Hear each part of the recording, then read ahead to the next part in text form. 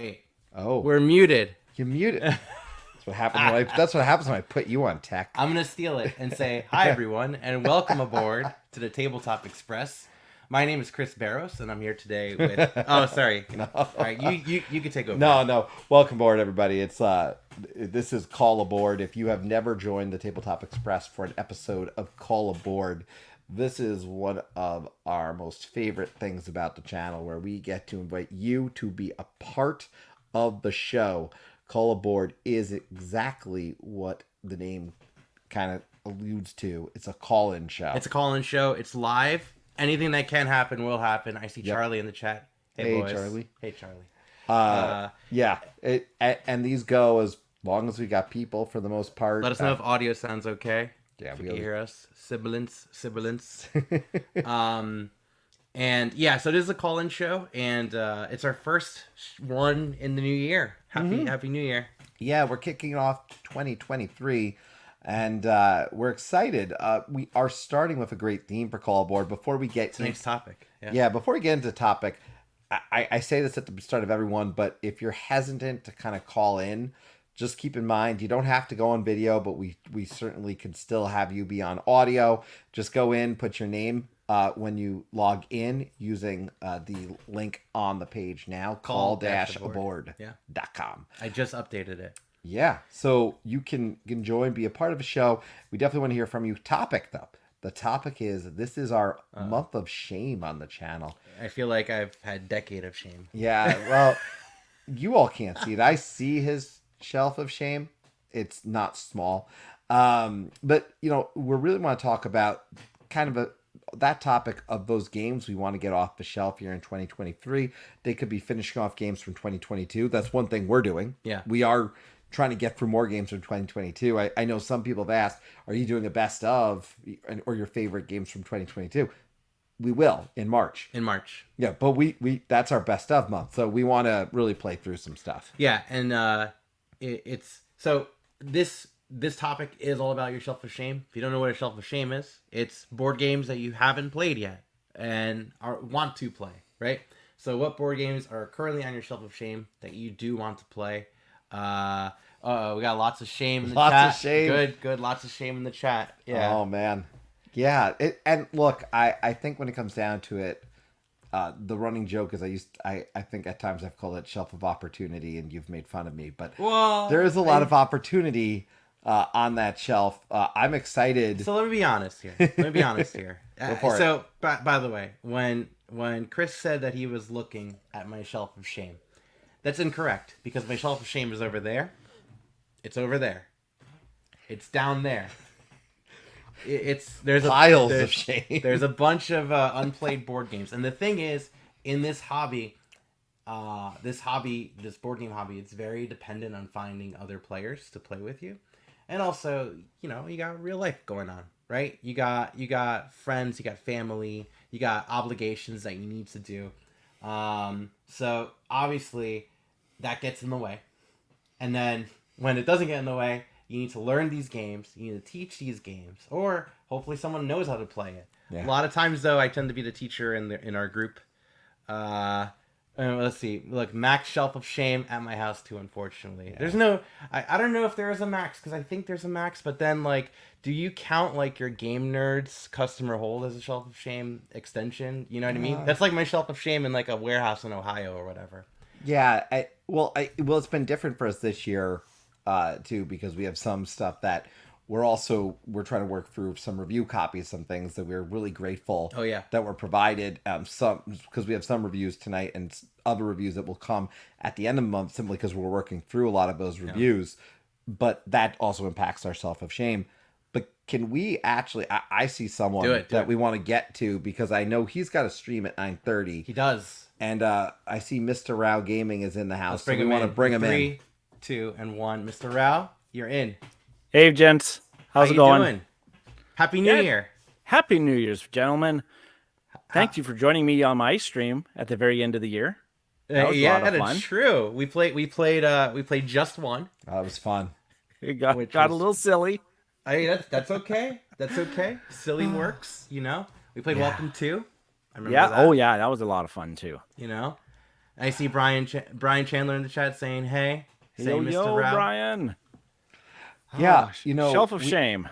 Yeah, Shelf of Shame. So talk about yours. Yeah, first and foremost, I do want to just let people know you have been playing playthrough. I know you're continuing that, but I want to give a shout out that you've been playing a game we really enjoyed, which is a deck building game, and quite frankly, it's a good one. So I want to encourage people to definitely check out kind of the videos you've been doing with your playthroughs, but in particular, G.I. Joe, the deck building game by T.C. Petty, the third. Yeah. I'm sorry, T.C. Petty the third. That's correct. But yeah, such a great game. So I enjoyed watching your last one of that. So I want to give a shout out. Oh, awesome! Thank you very much. Play. Yeah, we're going to be playing, or I'm going to be playing Cold Snap expansion tonight. So I love the Cold Snap expansion. I actually really enjoy what it we were adds talking to the game about too. this outside of stream. Yes. Yeah. Like, I even sent you a picture of how crazy my game got. It did, and you know what? That particular card. Because by the way, for those that don't know, the G.I. Joe deck building game, first of all, I'm not really into G.I. Joe at all. My knowledge of G.I. Joe is as a kid, my cousins had tons of G.I. Joe toys, and we would just smash the toys into cars and just beat each other up. And that's pretty much what you're doing in the board game. You put your Joes in cars and you just fight bad guys. You go tackle whatever's the baddies at the time. Yeah. Yeah, I was a Transformers kid. I was a Transformers kid. Oh, okay. And so I never really got into the Joes, but man, oh man, this game blows the Transformers deck building game out of the water. Oh man. Ooh. Yeah. I haven't tried that one. And the Transformers one is really good. And on that top, the Transformers one really, really good. But the G.I. Joe one it's what I wanted the Transformers one to be. Isn't that the worst? Yeah. Yeah, but I'm having a lot of fun with it. But you guys playing are having a lot of fun. What's actually on that Shelf of Shame right now? What's on the what's one that you're hoping to get off the shelf here in January? And you're committing to doing it. Let's do it. I am committing to doing it. So I don't know. I find myself in a different situation than a lot of people. I keep a very lean Shelf of Shame. Right now, only because I bought 4 games just the other day. My Shelf of Shame now is sitting at 10. 10 games. I got a collection of almost 400. So okay. I keep it pretty lean and lean and rub mean. it in. Yeah, that's pretty impressive. I don't know. COVID actually really helped me just plow through all the things, just start unwrapping cellophane wrap and punch boards left, right, and center, and just got things to the table. But one that I really, really am committed to getting to the table this year is one that I think Ryan is excited to actually get to as well on his. I don't know if it's actually still on his or not. It will be. But that's the Arkham Horror, the card game, the Scarlet Keys. I knew you expansion. would talk about that. Yeah, that's my number one. That's the one that has to get played because it's the only expansion right now that I have not played yet. Yeah. For the Arkham Horror card game. Oh, good on you. Because I'm behind until the Circle Undone. Oh gosh, yeah. The Edge of the Earth campaign was fantastic. Actually, since they moved to the big box format release model, they've been able to do things now that they couldn't do with just the single packs, the little booster packs they would release. Yeah, because I remember watching a interview with MJ. And she said, now they can actually do campaigns that are non-linear, which I believe the Scarlet Keys kind of starts doing. You don't have to follow this scenario goes to this one, goes to this one. There's kind of a little branching path that you can do with this one. That makes me excited. I was waiting for you to say, I have never played it. He's never played Arkham Horror, the card game. No. I own it all. I know you do. Here, hang on. Keep talking. Fix it. He's reminded me that I haven't played this before. Here it is. But... It is. This is mine. Also, it's still in shrink. I still haven't. Because I gotta print out. You know how it is. When you get the Arkham Horror card game, you gotta open it. You gotta get dividers. You gotta put them all in. Oh gosh, I got one of these. I've got 2. I've got 2 of these BCW 3200 card count boxes that are full to the brim with Arkham Horror stuff. Man. One box is just for the player cards, and the one box is just for all the campaign stuff. Well, hang on. Slide over. You slide over. Okay. Slide over. Bye. You see this? This whole thing is just Arkham Horror, the card game, and it's just like quite a mess. It's everything in there. Everything's like it's just like there's edge of the earth, and then I got all the return boxes in the back. Because the thing is, how to get you with this, and let me talk about shelf of shame stuff. I'm cutting you off now for a minute. I'm very much of the FOMO, I'm missing out on thing, and Fantasy Flight is notorious for having their expansions go, like off and never coming back, and like people charging exorbitant prices. Yep. And I laugh when I see people selling like Return to Night of the Zealot, that box of just like emptiness and like maybe 20 cards for like $100. I'm like, come on, like. What's wrong with you people? And that's why I do this, because of people like that who want to buy and flip. I am against the flippers. Nope. No flippers. No flipping. Sorry. No flipping. Sorry, that's my rant. Sorry, Mr. Rao. Thank you for letting me. We do have a few more people I want to make sure we acknowledge in the chat. We'll go back. I did see Ruel is here talking about some of the games Ruel's been wanting to get off the shelf of shame. So Quirky Circuits and Snow Day. Quarto. No, Penny was Snow Day and Quarto. Right. Quarto was surprised by. Yeah, I heard about Quarto. I gotta dig into the abstract game. I have students that play Quarto at school. I've never played it myself, but I have a Quarto set, and I have students that play it. I know nothing about Quarto. I 1991. It's not right? Like wooden. Is that the one with the wooden cylinders? This game. My understanding, it's an old, it's an older game. I've never played it. I've heard of it. Let me zoom in. I've just watched people play it. I've actually never played it myself. There's like Quarto Deluxe. There's like the variety on this one.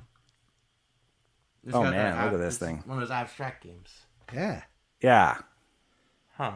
Don't ask me how to play it. I don't know how to play it. Oh, we got some more people popping. I just have a set in my classroom that kids just come and grab every now and then. Yeah, I haven't tried this. I haven't tried Quarto. I need to try this. I'm not buying it though. No. I'm not buying it. I'm not. I need to try. Tyler asking if Quarto looks cool is any good. That's a great question. I've never played it. Ruel was talking about it. How it was a really pleasantly surprising. So. Terrific abstract game. So that gets my. If Ruel enjoyed that, I have some interest in at least trying to find a copy nearby to play. I don't know if anyone we know has it. Brian aiming for the moon. He's got 80. He's gonna make it down to 0 this year. Oh man, way to go, Brian! It's quite the resolution. All right, keep Brian, it lean, keep it mean. Tell us more about that when you get the chance tonight. Yeah. We got. Let's see. Oh, Dr. J Game Fans in here. Yeah, he can't wait for the stream for sure. Hey, my friend James, get it on. Who got me another board game. Which thank you. I do appreciate it. He bought me a board game. But I haven't played it yet. It's on my shelf of shame. It's on the shelf of shame. There it is. It's all about today. This is my all shelfie therapy. of shame. James, he's a great friend. He's contributing to my problem, just like what a great friend will do. Yeah, absolutely. Yeah, just move one shelf of shame over to another. That's what we need to do. Just math trade it up. Yeah. As long as it stays in the community. Oh, here we go. Quarto is great. Try to connect 4 similar pieces in a row. Interesting twist. Your opponent selects the piece you must place. That's kind of like that. We'll talk. We played. Yeah, we're going to talk about a game that has a similar Zener. Yeah. Zener that has a similar kind of aspect to it. That's really interesting. Oh, Jamie is sick this evening. I hope Jamie feels better. Yeah. Jamie Daggers has an awesome, in particular, I'm focusing on Twitch, with painting and painting figures. And oh my goodness, the work that Jamie does is incredible. I was watching Jamie paint for an hour the other day, and I just was blown away by the final product. Totally. I think Jamie, feel better. I think she's also committed to trying to do a Blood Rage miniature a day. I think that was one of her resolutions for this year. Yeah. Oh man, speaking of resolutions, there. Well, look, I do want to say, Mr. We always appreciate you popping in. I know sometimes we end up on the same night, but that's why when I saw you, I want to make sure we we got you in. Certainly Thursday nights are lit in the board game community content creation. So yeah, well, look, we certainly encourage people to check out your channel. And like I said, you're playing a great game. You really are. Come watch me fumble my way through for an hour.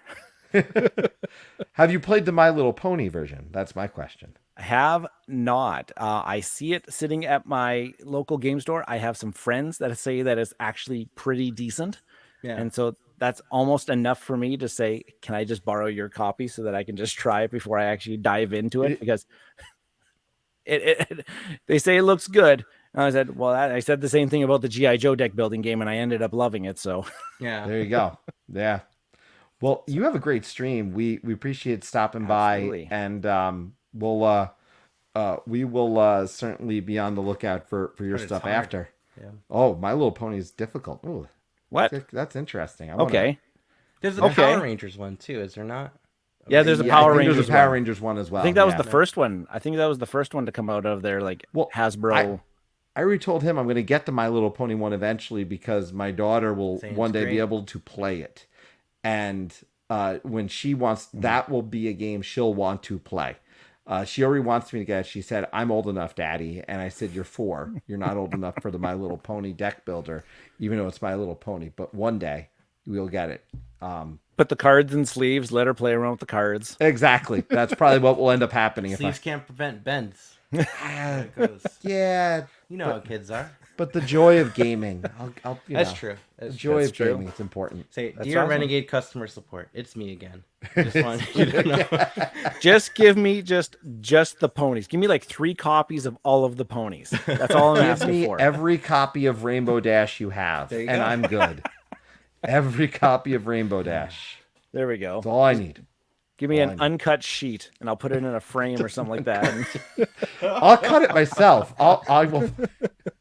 That sounds great. Oh man.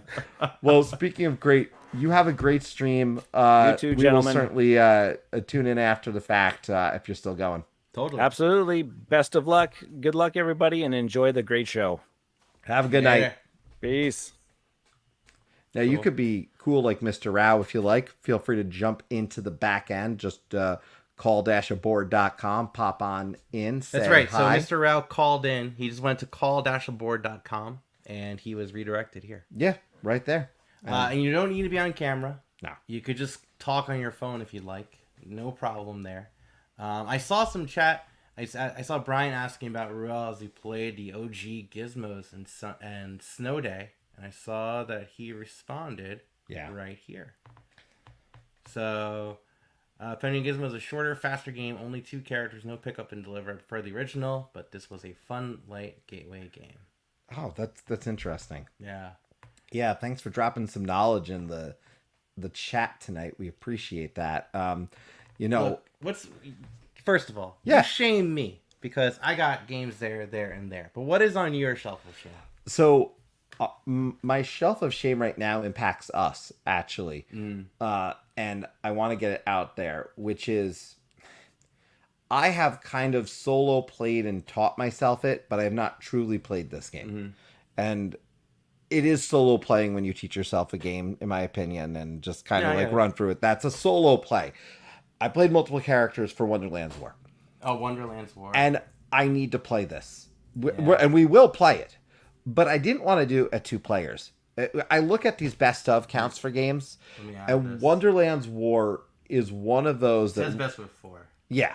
So we have a deluxe copy of this one. I was on the shelf at our friendly local game store. Thank you, Time War Comics and Games. And let me tell you, it's a fun experience. And I'm not all about necessarily area control most of the time. Yeah. I think it has to be done really well.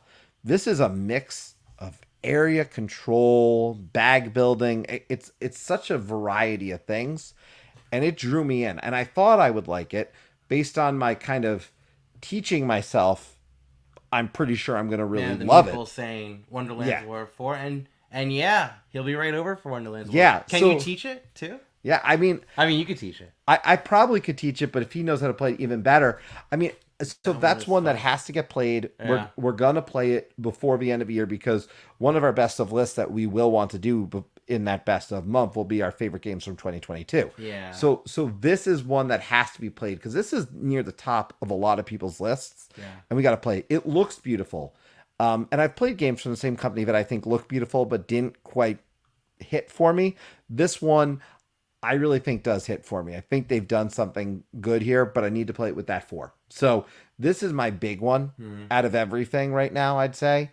This is kind of the really we got to play it. There's a lot of great games from 2022. Yeah. This is the one that there's no excuse. This will be played. I will be able to judge where this falls.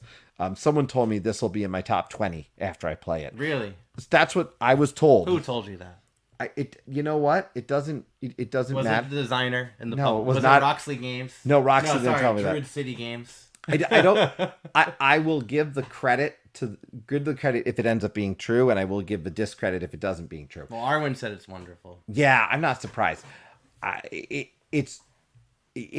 falls into so many categories for me, so we'll see. I think it'll be really good for me with 4, but that's what everyone's saying. So. I liked her comment too, because it said at the end, still need to play it in person. So the fact that she's saying it's wonderful, because I know this game has, like, you said you have the deluxe edition, right? Yeah. And I always get a little hesitant when I see big grandiose Euro games that have like these, these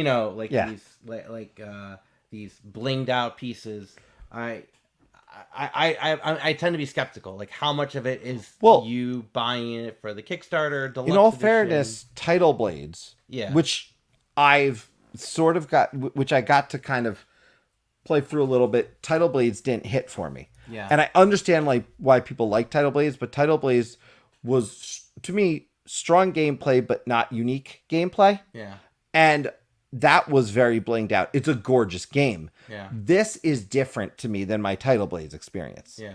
And Title Blades, like I said, a lot of people love Title Blades. So I might, when it comes down to it, I might be in a minority here. But Title Blades was blinged out, but the gameplay was fairly straightforward. And I don't know that it hit on the unique factor for me. This one is different. This one has a combination of things that excites me. And I think they did a great job with this. And they have another game. They have a few games that I really enjoy. Yeah. So I think this will probably have a chance to be the top game from Druid City Games. Yeah. But we'll see. We'll see. Loves bag building so much. I'm sure he'll love Wonderland War. Yeah, and the thing though is it's bag building, right? Yeah. There's bag building in this, but bag building's not everything. You're getting cards to help with that bag building. Yeah. You are doing area control. Yeah. So there's so much happening here. Yeah.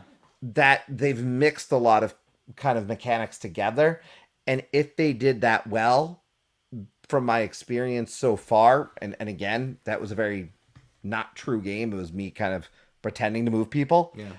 If they did that as well as I experienced with just that, yeah. Wonderland's War is very different. Yeah. They're definitely not in any way the same. The component quality is awesome in both those games. No question. Yeah. So I hope Arwen calls in, by the way, too, because I would love to talk about this, where she's the Shelf of Shame queen, because, Shelf of Shame. Like, granted, I was actually listening to her podcast today. They were talking about Wicked and Wise, and she talked about her Shelf of Shame. And I believe it was like in the 160s, got down to 140. Right. But keep in mind, it's games too that she's playing. Like, games are coming in and out, and I get that for sure. It's, again, this hobby is a kind of hobby where, certain games will go on crazy deal, right? And if you're interested in trying it, you should maybe try it. Ooh. So let's see. Kyle's picked up Power Plants. I wanted to play this one. KTBG did this one. I don't know this game. This one. It has my attention. You'll see it's. Oh, okay. You'll see it falls into that category of games that they design it that it could be played by a young age, but it has more deeper strategic. It looked like it had great components. I think I saw it at PAX Unplugged. It looks like a neat little game. I'll be really interested, Kyle, in what your experience is with this one, because they make a lot of very interesting games. I Gorgeous looking. Yeah, I mean, they have Fossilisis that I love as well. So I tend to like a lot of the games from them. And it is totally Audrey too, right? This is straight up Little Shop Horrors. That is definitely an Audrey 2 looking plan, isn't it? Yeah. Yeah. What? Your name is on the side of the Kickstarter box? Well, we can't see the side from it. We don't have a copy, so. We don't have a copy. That's true. Oh man. You know, when you were talking about bag builders, by the way, hang on. I want to grab this one. This one. Okay, because this is on my shelf of shame. He's got. I will. So this is another pull from shelf of shame. So he's pulling from the shelf of shame. Right. A fairly large box here. What does this game look like to you? Some sort of like fantasy game. Yeah, right? It's a bag builder. It's a bag builder. Oh, really? It's a bag builder. I've yet to play it. You know, Hyperborea totally looks like... It sounds science fiction, though. A dungeon crawl kind of game, right? Hang on. Let me... If you guys don't know Hyperborea, let me pull it up.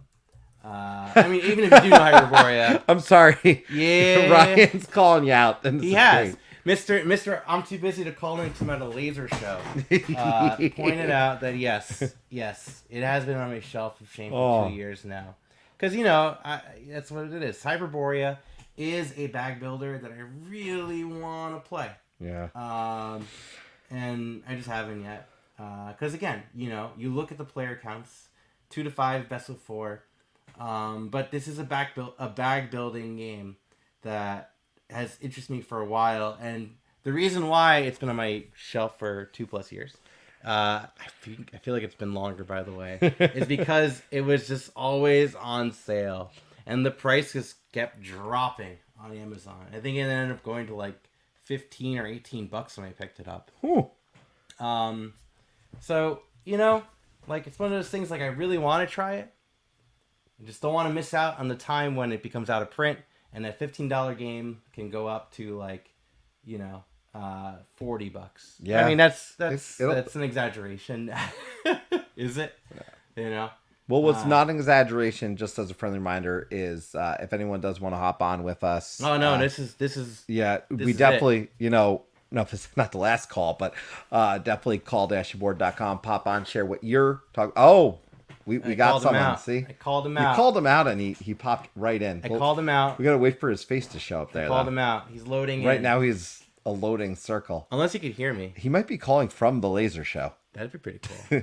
We might have to worry about copyright infringement then for the laser show. Oh no, no, that's a weird laser show. It looks just like your room. We just got back. Here's some proof right here. There's the band for it. Oh, there it is. Hi, welcome. Thank you very much. How are you guys doing? Doing good until you called me out. No, I'm kidding. Well, this is call aboard, and so I figured calling was part of the whole thing. This is true. I'm so glad you called him out. That's great. I enjoyed it personally. No, like it was a while back. Like I remember he was doing a 365 game challenge in 2021, and so like near the beginning of that, I've been over to his house a couple times, and I remember seeing that on the shelf of shame. Yeah. I remember that because I was interested in playing it too at some point in time. Yeah, do you not want to anymore? I do. Invite me over.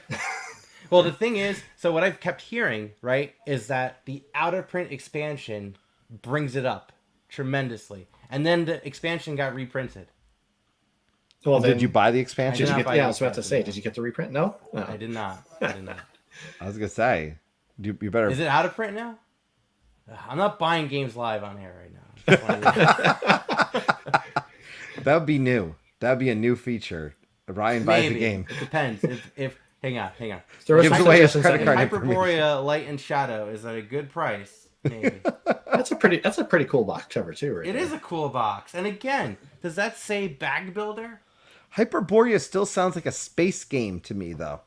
Like Hyperdrive? Yeah, like I hear Hyperborea and big space game. If you didn't show me the cover of Hyperborea, I would be like, oh, is that a space like sci-fi game?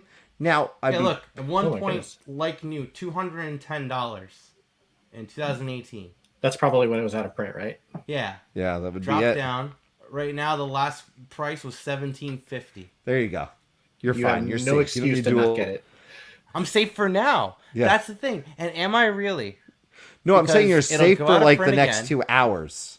It's not going to go out of print in the next 2 hours, is what I'm suggesting. Until it does.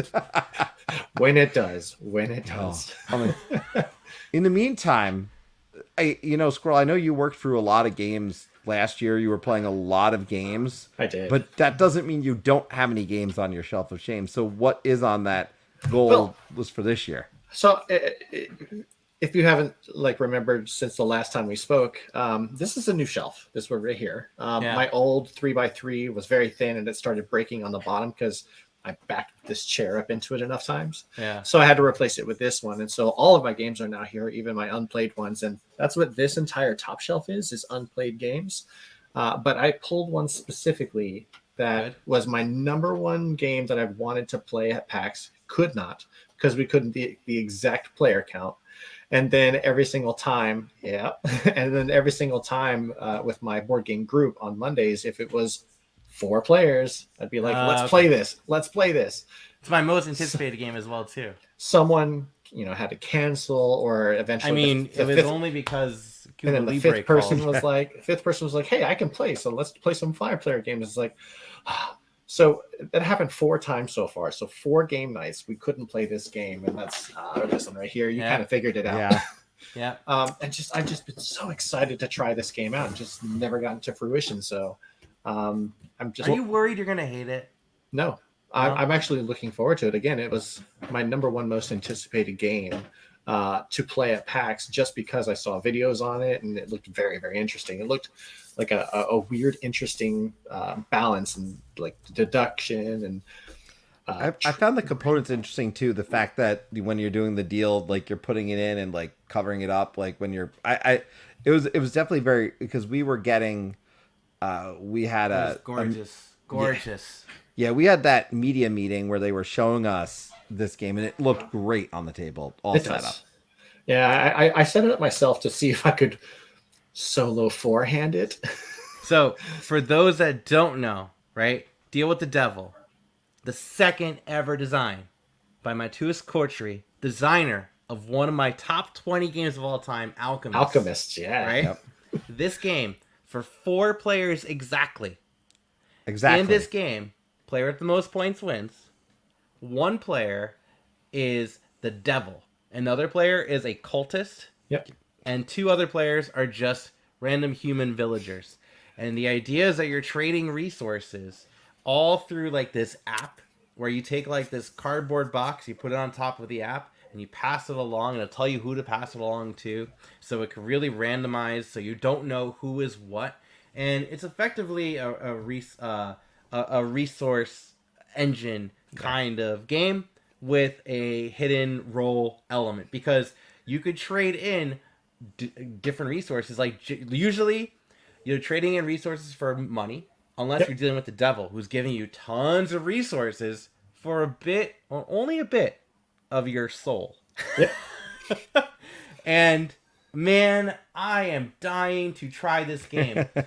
And, you're right. It is, look. Well, you got taught it. You should point out Arwen taught you the game. Arwen walked me through. She helped me set it up. And what's great is the community also agrees that it is for 4 players, and it's best with 4 players. Because it's an exactly 4-player game, and it's not for everyone. It is not going to be for everyone. Well, I love the description of it too. Yeah. Hang on, let me zoom in on that. It's such a great, simple bring that back up on camera. Oh, sorry. No, it's okay. It's the exactly, and it says 120 minute. I hear that's a lie. I hear your first game could be 3, maybe even 4 hours. Yeah. But I've heard it can be such a rewarding experience if you know what you're doing and jump in. And Eclectic Camel, he'll play it. Fly on over. I'm ready. We're ready. I'm ready. I don't think we can async it. Kyle, come on over. All right. I'm ready. You have me as a 3rd, and you're a 3rd. Barrows reluctantly is a 4th. I will probably. I don't want to say reluctantly. I think you already hate this game. No, I just. I don't already hate it. This will probably be one of those games. I'm guessing will be like I play it once. Like, all right, that was cool. Let's move on. Yeah, but that's the thing. But like... I'm okay with that. I'm okay with that because I have other games that are limited that I would play. Everything I heard about this game is it's a game that the first game, it's like, what the hell just happened? Right. You have no idea what's going on. I can't believe that's just happened. Third game, I am so excited to happen with this. You know, my words don't work right now because I'm just so excited to talk about this game. When I was opening the box and just like punching out all of these tokens, I was like, this game is just a resource trading like building game. Like, why are there so many tokens? There's so many tokens. There's so many dumb tokens, and then there's like really dumb tracks, like there's an Inquisition, and I mean dumb in a great way. Like there's like an Inquisition phase where there's different Inquisitors that will check to make sure that you still have your soul. The witch hunt. You know, the witch hunt. Yeah, like, come on, you know. No, this is a must try experience for me. I'm going to reserve what I actually think about it till after I play it. I'm trying not to. I don't prejudge things. So liar. Next. No, I'm not prejudging it. Okay, heave-ho you. I just 4 players exactly. It's going to get limited plays. That's for sure. That remains the problem. But that's why I haven't played it yet. Yeah, that's the only reason. We'll make this happen. Well, this is the month of shame. Yeah. The month of shame, we have a goal of playing as many unplayed games as possible. I already started. Yeah, which means Anthony, who I know will be coming on here sooner than later. Mm-hmm. That's a spoiler alert. We owe a game of Rear Window with him, the cursed game of Rear Window, and Wonderland's War. So again, we're going to get through these, and maybe we work in the deal. We make the deal with the devil to get the deal with the devil to the table. You know? I've already started getting through this entire pile up here as well. And so, we'll see how that goes. It's exciting, right? It is exciting. I just finished Civilization: A New Dawn. It has like a card mechanism exactly like Ark Nova. Where it's got the river. 5 in a river. You choose one. The action is based on how far down the river it was, and they put it at the beginning and ship them over. The exact same thing. I think it does a really good job of that too. But like, there's plenty up here that require a certain player count, and then some of them I can't play against myself because it's like hidden information that you're not supposed to know. So, but I'm trying to get through everything else that I can, and it's going to be a good month, I think. Well, that sounds awesome. Well, I appreciate Bell involved with the month of shame. There could be. There could be a bell. We could. I know there's a train whistle. I'm sure. The train whistle needs to return. I'm sorry. The train whistle has been seen in a while. Brian, I appreciate the therapy moment. Thank you for that. Oh man. Well, Squirrel, thank you for joining us post Laser Show. Hang on. We're not done with Squirrel yet. We're not done with Squirrel yet. What did I do? Squirrel, plug your stuff. Yeah, plug your stuff. Oh, that's... He's got the cast. You got the hat you're wearing. Oh, yes. The hat. Plug it. So this is the Level Up board game podcast. And so we have our show on Podbean. I can also link it in the chat. We're also on Spotify, and we have moved to iTunes as well. I have been in the last couple of episodes. We just started season 3 right at the end of PAX. So at the beginning of this year was the first episode of the season, and we're hoping to have a lot more people on as special guests. And so, look forward to what we got going on.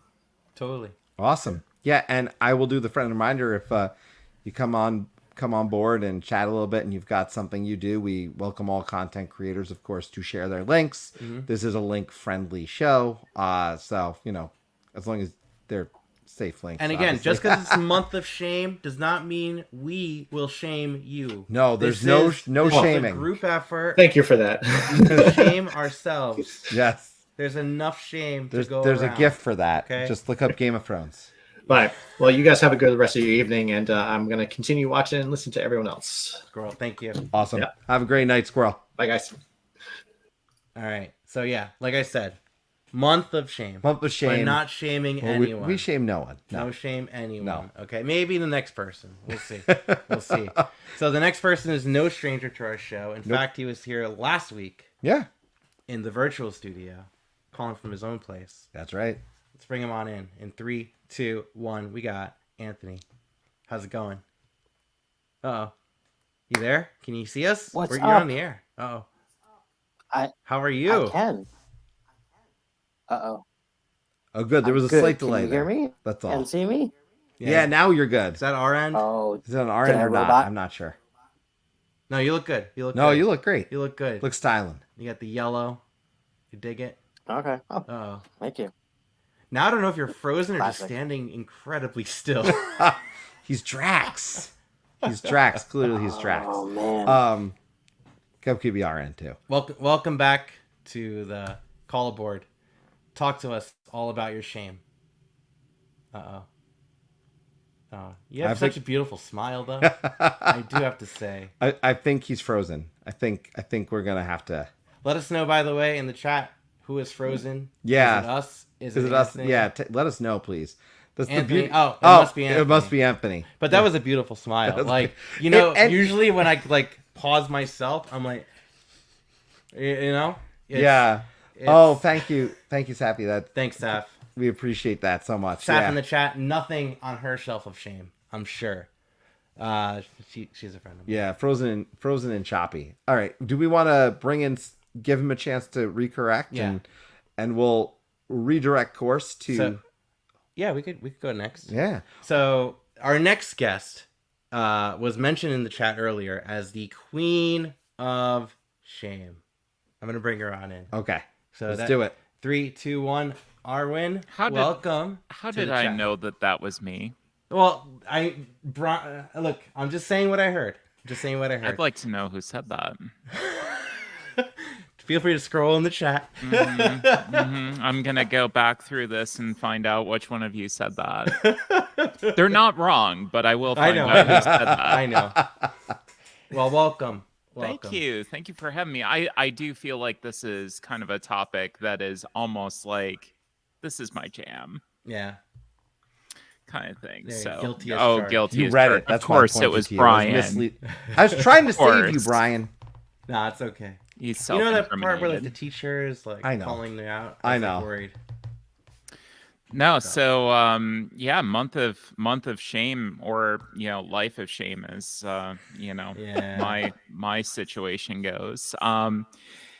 I am at 142 games on my shelf of shame, opportunity, however you want to look at it. No, that's good. It's better than it was. Yeah. And I've actually set a goal. This year, I have 5 games that I want to get out no matter what. And if that doesn't happen, we're going to have issues. And I'm going to have a severe talking to myself. We can do it. I think we can. Because I'm with you on this. I say this genuinely because I didn't count. It's a lot. It's a lot. It's a lot for a lot of people, I feel. Yeah. But I'm starting to get down when everybody else is like going up. I'm like, there's balance. This is balancing itself out. This is good. As long as mine's going down, I'm cool. Totally. But no, I want to get down to 100 by the end of the year. But 5 that I absolutely want to play. First being Blood on the Clocktower. Oh yeah. I need to play that. I also need a big group to play that. But I need to get that done because it looks. That's a 2022 release.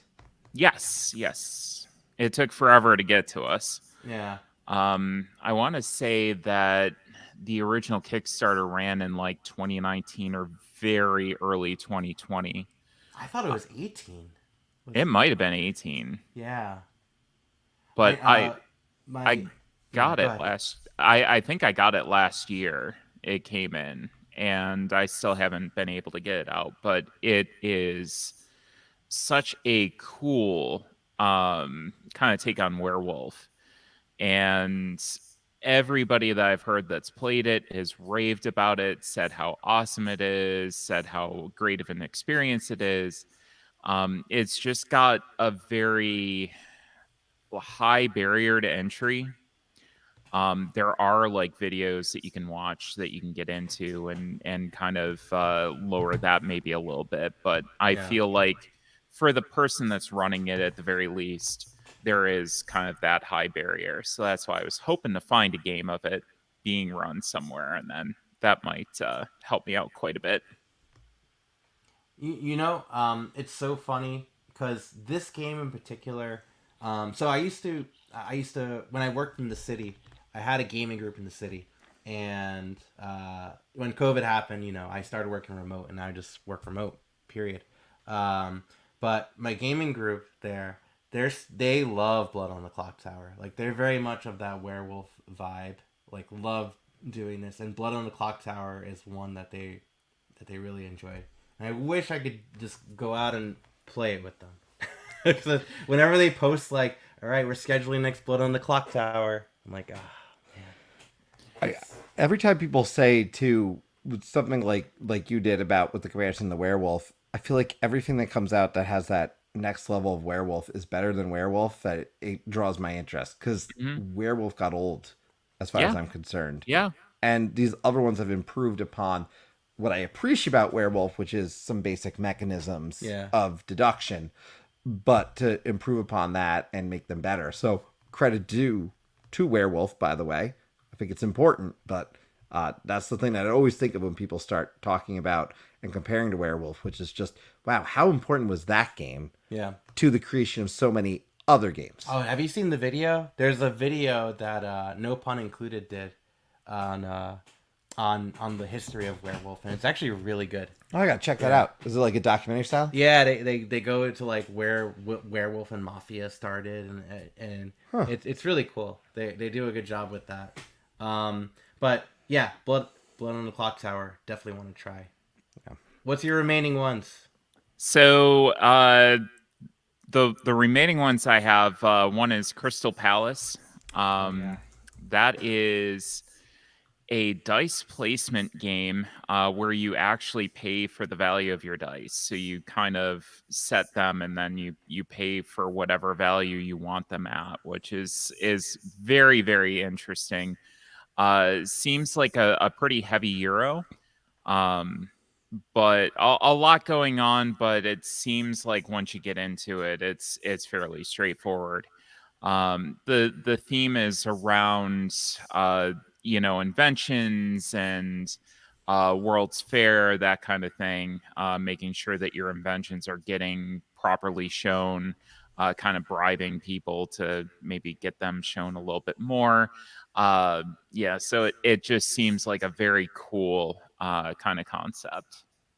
It looks gorgeous. It looks really pretty, but it does not in the way that like you're distracted. Because I think like I have a copy of Bitoku that we haven't played yet, and the board like frightens me when I look at it. Yeah. But this like I still want to play it. Don't get me wrong. It frightens me when I look at it. But this one, like even like very clear where things go, etc. But looks overall just an absolute beautiful thing on the table. Speaking of Bitoku, that's another one of mine. Yeah, is it? Yeah, man, if we're at the point and PAX Unplugged is coming up and we both haven't knocked it out, let's just bring a copy and knock it out. Let's do it, because that's definitely one on my list this year too. Well, like we need like a pre-PAX Unplugged. You know? Yeah, yes, we do need a pre-PAX Unplugged. We do. We need to figure that out. And maybe halfway is a good meeting point, to be honest. Yeah. Just meet halfway and figure that out. But Man and Meeple, Bitoku's on everyone's. Yeah. Well, if you try to play the solo mode, don't. Because it's like this flow chart of text that's like, try to fulfill point A. If you can't do that, then go to point B, then go to point C. And it goes all the way to like Z or something like that. It is ridiculous. And I just gave up. Well, the thing about Bitoku is, again, if you look at that board, there's a lot of green. And so the game looks great. I love the components look great. All the cards drew my attention. Interesting. It's just it's definitely a table hog, but this, I think it's on a lot of people's lists. Ryan's saying that it's great and he's played it and he's looking forward to trying their next game. And I might love this game, but it's got to get to the table first. That's I think I bought this 4 months ago, and with the intent of trying to get it, and then I opened it up and set it up and was like, oh, maybe I'll try to solo. And I said, nope, not doing this. No. And it seems like from the 2 rounds I played of it, it seemed like everything was going to flow very nicely and go okay, and it was going to be fine until I got that, try to run the Automa, and it just no. And I hate that. No, because that's the thing. Like if there's a game that has a solo mode and that's on my shelf of shame, I feel obligated to try that one out for sure. And when it comes to that point where there's an Automa rulebook that's like 10 pages long, like no, I don't want that. I want quick and easy for my AI turn, so I could enjoy the turns that I take. Yeah, I don't want to quick and easy upkeep, because otherwise I'm going to get disinterested and forget what my personal strategy was and focus more on that, which takes away all the fun of the game for me. Yeah, absolutely. Yeah. And then, so you said 5, so that's 3. So what are the other 2? We got the time. What are the other 2? Oh, perfect. Next one is Kemet. Oh, wait, is this Kemet or Kemet Blood and Sand? So I have the upgrade. I have the original. I have the upgrade pack. So cool. I might try the original first and then go with Blood and Sand and see what that adds. Yeah. I've heard a lot of people talk about this one. This falls in that category that's not Shelf of Shame, but just game I want to play, period. That, it's not on my shelf, but yeah, put it on the list. Because this gets talked about a lot. I hear it mentioned quite a bit in just the board game community as a game that you should play. You're warring gods of some sort in this one. I know that's the limit of my knowledge on this one, to be quite honest, other than people liking it.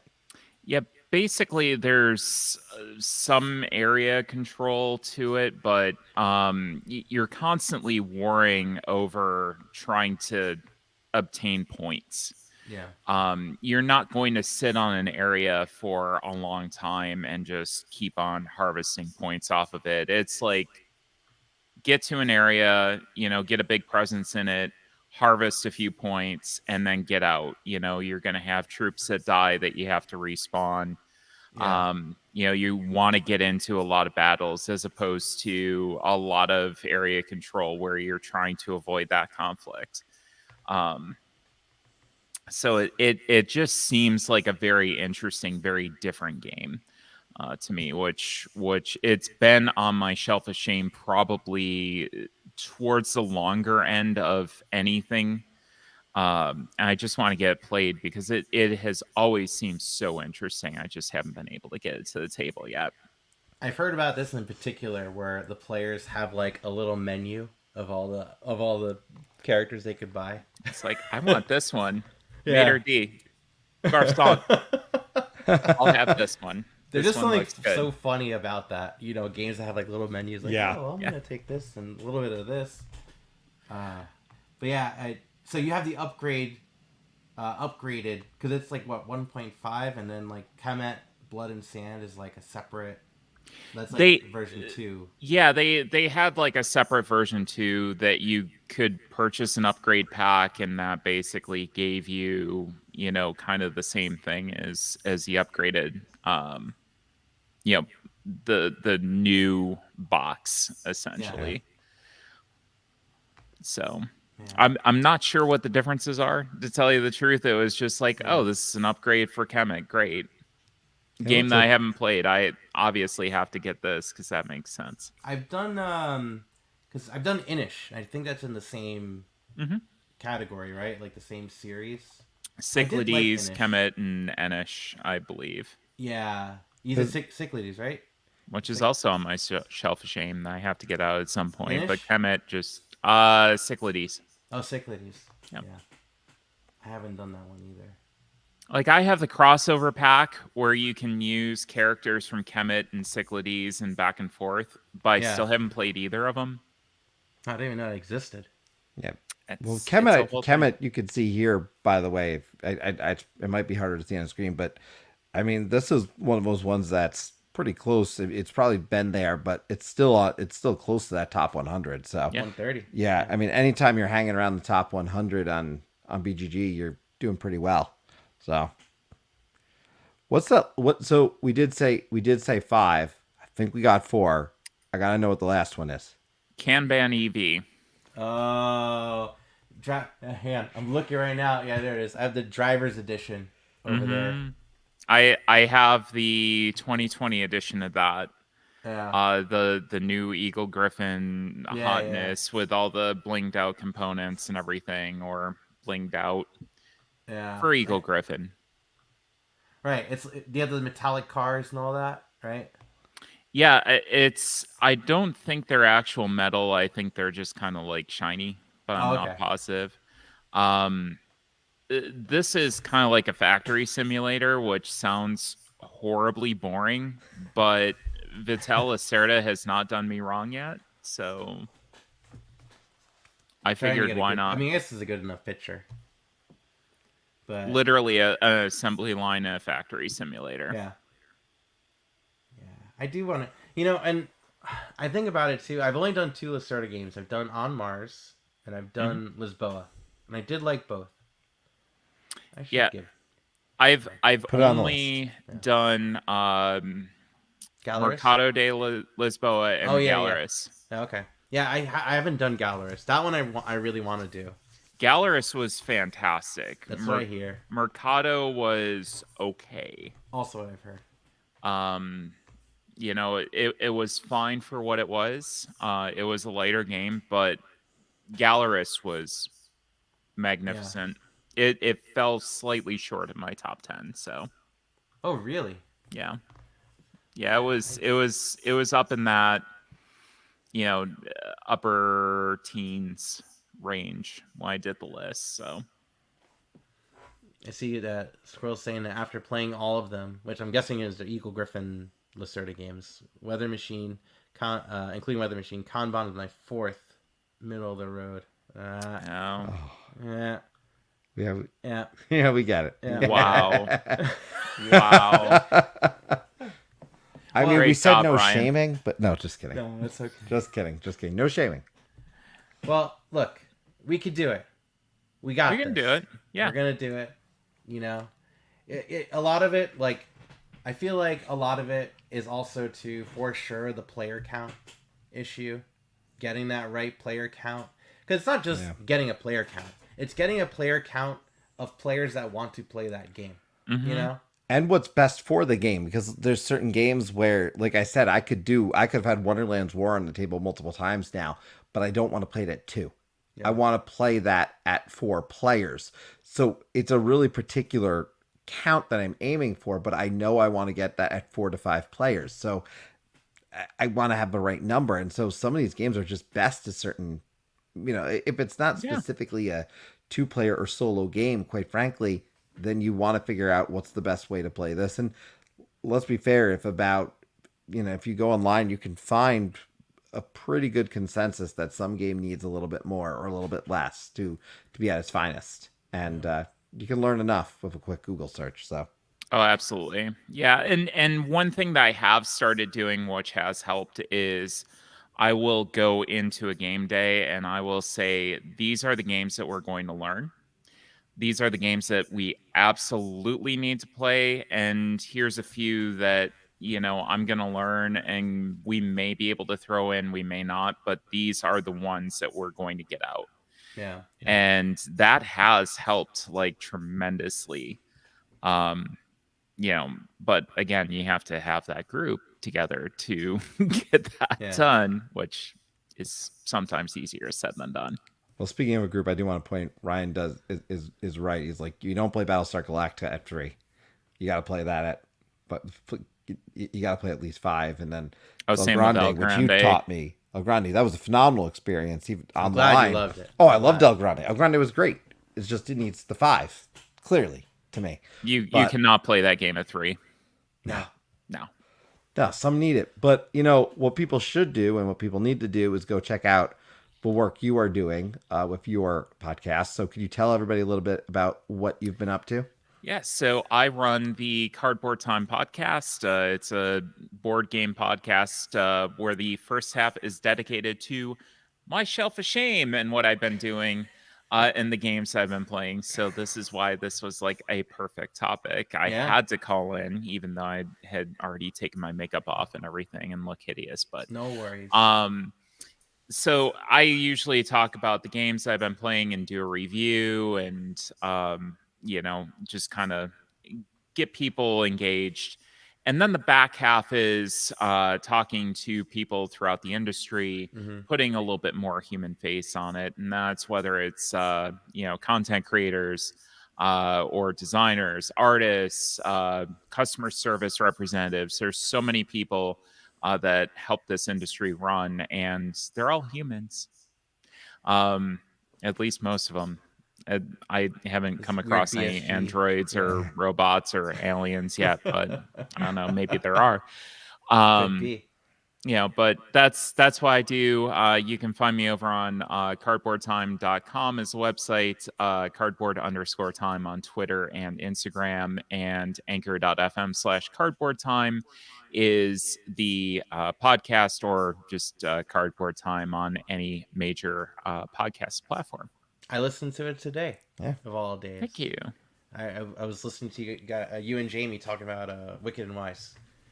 So good. Yeah, I like that game. We're holding off our review of it because we want to play it one more time with an understanding of the rules. Yeah. When we were playing it, we played it at PAX Unplugged on that the night we got it, and we were just stumbling through the rules. So the first play was a stumble through. And it's a surprisingly heavy game. Yeah. Yeah. It really is. It's deceptive. Yeah. But we'll get into it when we get there, but it's very clear. It was very clear to me after the first play that the more experienced player in a game should certainly play a certain role. So that I picked up a few things. So we want to play it more. We're going to come back at the call board at the end of this month. So that will be one of our upcoming reviews. We're excited about that one. I'm looking forward to hearing what you thought about that. Yeah. Yeah, we're doing that. We're making it happen. And I did get Cat in the Box. Yeah. I know you love Cat in the Box. I haven't gotten Shamans yet, but I have Cat in the Box. Shamans. Yeah. I know. I want to try that one too. Yeah. So that was such a surprise for me. Yeah. It was out of the blue, and everybody's like, you need to try this game. I'm like, it's trick taking, whatever. Yeah. I guess. And we had a lot of fun with that. Yeah. Yeah, there's been some surprising trick taking games, but we'll certainly get into it. I'm going to encourage people to certainly go over and listen to Cardboard Time. Thank you again. We love having you on. Appreciate it. And definitely keep coming back. We love it. Oh, yeah, absolutely. And I'm going to duck out and listen to what everybody else has to say. Awesome. Arwen, thank you. Thank you. Take it easy. I think we got to take two now. Yeah. We got to take two. Technical things do happen, and sometimes you fall off the bike and get back on. If it happens again, the answer is just drive over here. It's not that far. It's not that far. Like 10 minutes. 15? He's more like 15. Well, I can get to his house in like 2 minutes. Yeah. So he's like 12 minutes. We'll give him 12 minutes. But we'll bring him in 3, 2, 1. We got Anthony. How's it going? Yeah. It's going good? Yeah, going good. It's looking good, sounding good. Okay, cool. I did a hard reboot of everything, so, Yeah. No, it sounds great. Yeah, obviously, I know you've been listening. Thanks for coming back and doing that reboot. Anthony, I know that obviously you went PAX Unplugged, picked up some games there. Christmas for you happened. More games coming there. So Barnes and Noble sale happened as well. Oh, Barnes the Barnes and Noble sale, which is Cat in the Box I got. Actually, that's a good point. Barnes Noble sale, right? I bought Cat in the Box, and Mosaic. We were texting each other like yes, go there. And, well, to be fair, we limited to. We weren't. What I said wasn't just get everything, just because I could pick up 2 copies of, for example, Ark Nova that I don't need. I regret not asking you to get Red Cathedral, but keep going. Yeah, so I kind of wish we got Red Cathedral too. But the point being, it's not like we picked up everything, but we picked up enough stuff in that sale that I came back and I realized, oh man, because I got the Loop to play, I got a bunch of other things to play, and a lot of it from that particular set. Because Christmas was late for me, all I got was a desk chair. How dare you? I needed my desk chair. Spoiled brat. Yeah, really? Santa just gave me a desk chair. I was the most excited. Anyone who knows this, Christmas. No, Sorry, anyone, Veruca. no, anyone who knows this, I did sound. Wow, I sound like a jerk there. I'm messing. I know, but I did. Okay. I really wanted this desk chair. For anyone to know, I had a 20-year-old desk chair. Oh my gosh, 20 years old from college, and it's literally on the corner of a street right now. So when it comes down to it, I got a new desk chair. It's Captain America themed. I love it. So I'm very happy. So Barnes & Noble was kind of like my game Christmas in a lot of ways. But exactly what you're talking about, Anthony, like a lot of games came into my house after that particular sale. Yeah, so as I was listening to everyone and I was thinking about that, there's a couple of clarification questions. This can get very meta. Like, how long do you have to own a game and it not be played for it to become, shameful? Like the games that you just picked up at Barnes and Noble, are those on your shelf of shame? Not really. Like, you just got them. There has to be a little bit of a grace period, in my opinion. Right? Yeah, that's a fair argument. By the way, Scroll, thank you. I look at it sounds like you sent us Red Cathedral. All right. Nice. All right, there we go. Okay, well, I'll tell you this. I'm gonna grab, and I'll bring you on too. I'm gonna grab one of my oldest games on my shelf of shame. Okay. And grace period was Kickstarter, right? Okay. Backed in. Hang on, I'm gonna look it up right now. When did I back this game? The game was released and so I must have gotten in that year. It's 2015. And we'll get that. Man. Okay. I will just say I appreciate your kind of meta concept here because it's a fair question. Like, Wonderland's War have had 6 months. All right, that needs to get played, as far as I'm concerned. But the loop I just got, so a little bit of time. I'll give myself a little leeway on that one. So this game was hyped for 5 to 6 players, and that is Fief, France 1429. Haven't played it, but I really want to. It's a game where you are different like royal families trying to perform marriages between other players. So you have like different princes and princesses you could pass off and stuff, and like there's a whole thing where like the church can be involved with it. It's weird. I want to play it, but it's like 5 to 6 players, and it looks like this. Hang on, let me maybe the pictures of the board will be better. Doubt. Are they? Oh, doubt. Well, okay, so these are the upgraded 3D buildings. Did you? I have the upgraded 3D buildings. They seem oversized. I have the expansions as well too, but man, yeah, I don't know. Maybe, please play with me. We got there's a hey Alan's saying. Is this shameful? Sorry, Alan's talking about Fief here. Look, Fief sold it 2 years ago. I never knew anyone who owned it ever. Thanks, Alan. You made me feel really special today. I owned it. I kickstarted it with all the expansions, and that would have been awesome if you bought his copy. I did not buy his copy. That would be pretty good. Oh, that'd be funny. Did you get a good price on it? And that's the thing too. Have you ever sold a game without playing it? I have. Have you ever sold a game without playing it and rebought it? I have. No, I haven't. It's not good. Yes. We'll talk more later. T4. T4 came into my collection. Sorry, and I never played it. Let's get to your pick. Yeah. Is that shameful? I don't know. I mean, you're piling stuff. I can't even see. Sorry. I can't even see the comment. There's like games piling up in front of me. That's what's shameful right now. It's pretty shameful. Good, Alan. Me and you, we helped fulfill that project. Good job. Good job. We did. There we go. All right. Go ahead, Anthony. Sorry. I tried to do a little bit of a rough count, and I think it's around 30. Okay. Give or take. But again, that's kind of like counting some pretty recent pickups, and then, there's also some games that I don't know if I'm ashamed that I haven't played them yet because I don't think they're really that good. So I don't know if I should really feel that much shame. But there's a couple that I'll mention. One, because it got the closest to getting off of the shelf because it has been set up and didn't get played. And that's called Mountains of Madness. Oh yeah. Which is a great looking cover. One of my favorite looking covers.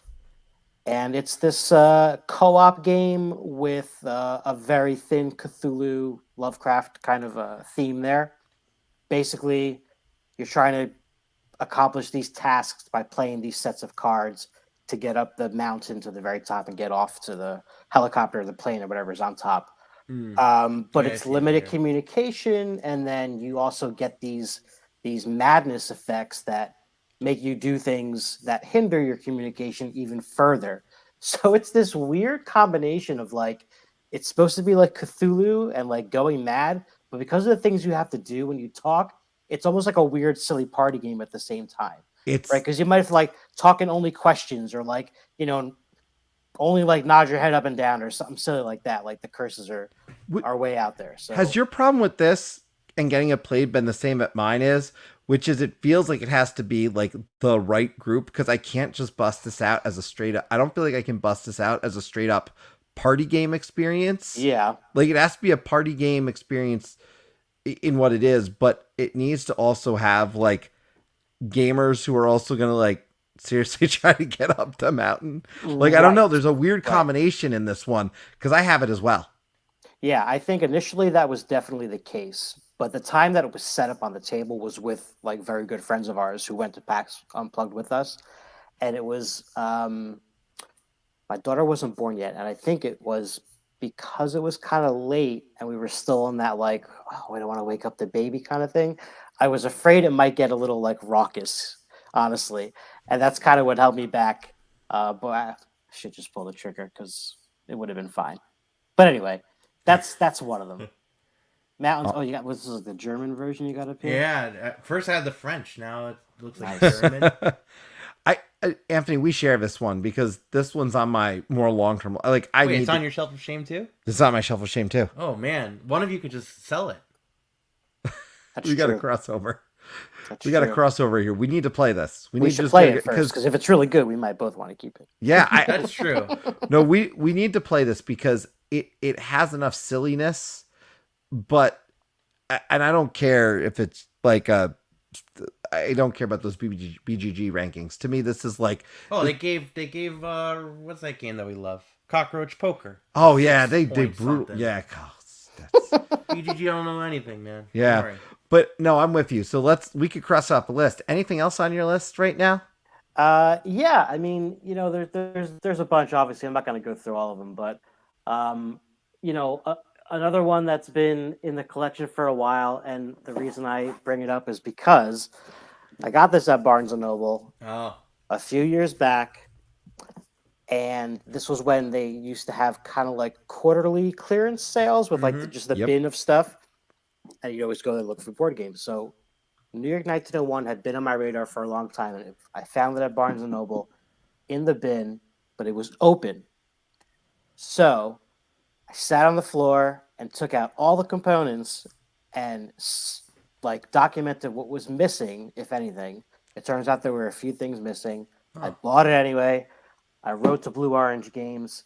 They immediately sent me the things that I was missing, and I still haven't played it. And I think that's the most shameful thing of all. So, funny story about this one, Anthony. I had this one, same sale. Never played it. I gave it to the library as a donation, and then it later ended up in as part of the games you could take out from the library. So, while it is not in my collection, I have access to it. Which was not why I started that piece at the library, but it's kind of the running joke of if I don't want a game in retrospect, I could donate it to the library and still have access to it. But I mean, that's effectively just free storage for your free storage. Right? I'm sensing opportunities, everyone. No. But has the game gotten played by anyone? Do you know that? That is a great. I'd have to check with them. It might have been. It might have been taken out. Falls on you, sir. I wonder. Will Fief France 1429 go off the shelves? I don't think Can't so. wait. I love Brian's comment there, by the way. With this one? I think the most shuffle group of games I have is the Hold List on Game Nerds. Yet again, another extended shelf of shame. By the way, let's do this while Anthony's here, because Brian said he can't call in tonight, but he wanted to share his top 3. So he's got Spirit Island. Love it. You should play it. I know. I need to play it. I gave you I put our copy on the shelf, the library shelf, or did I sell it? No, it's a library shelf. Okay, I forgot if I sold that. Wait, you did sell it. No, I sold it at PAX Unplugged. Gloomhaven, Jaws of Allion, and Fields of Arley. Fields of Arley, I thought is okay. Okay. Fields of Arley is I love Uwe Rosenberg games, and I think Fields of Arley is okay. The best thing about Fields of Arley are in Fields of Arley the animeeples. They have cows that are white with sticker spots. Do you have to sticker them yourself? Nice. Yeah, you do. Oh, that's a pain. No, it's worth it. It's worth it. And I was so tempted to just not get rid of it because I love those cows so much. That was like the best part. Like, clip that. You should have kept them. I'm clipping that and putting in our Patreon podcast. Great clips. Yeah. And that's I'm just adding that. But I sold my Fields of Arley. I sold it because it's a 1 to 2 player only game. Yeah. And it's the size of Feast for Odin. Yeah. You know, it's a big box. Okay. Yeah. You know? I have only played Spirit Island out of those 3 that Brian listed, but that game. You played Spirit Island? Yeah, I've played it a few times actually. I don't own it, but I have played it a bunch. It's cool. It's way unique for a co-op. Totally like different. It's really good. I probably would really like it, but you've got so much stuff for it. It's just it's not worth me having it in my collection anymore because I got it all, and I'm always happy to show you Spirit Island. I know. Do you have that newer, like more streamlined version? That was yeah. Because you can play those characters in the regular game, right? Yeah, and that one I haven't played it yet because that's like I'm not gonna because it's really the same game except cheaper components because they're all cardboard components except for the thing that you get out of it are like the 3 spirits that you can use in the base game. Like the cards it comes with, they're the same cards that are in the base Spirit Island. Right. You know? So you can expand it yours a little bit with the other game with it, but otherwise it's the component piece. Yeah, but that's what you want it for. Yeah. Because like the spirits are so asymmetric. That's why I bought the Monstrosity Target Edition. I just wanted the different Monstrosity cards. I didn't. It's the same. It's a different game. That's actually different because they're all. But it was a Target purchase, similar to that one. So I do see a follow up, by the way. It is a long one, but maybe it's so for Anthony. Maybe it's not just based on how long it's been on your shelf. It could also be how many games you buy and play before playing games on your shelf of shame. For example, buying a game like Whistle Mountain, but then a month later buying like 5 to 10 games, deciding to immediately play them.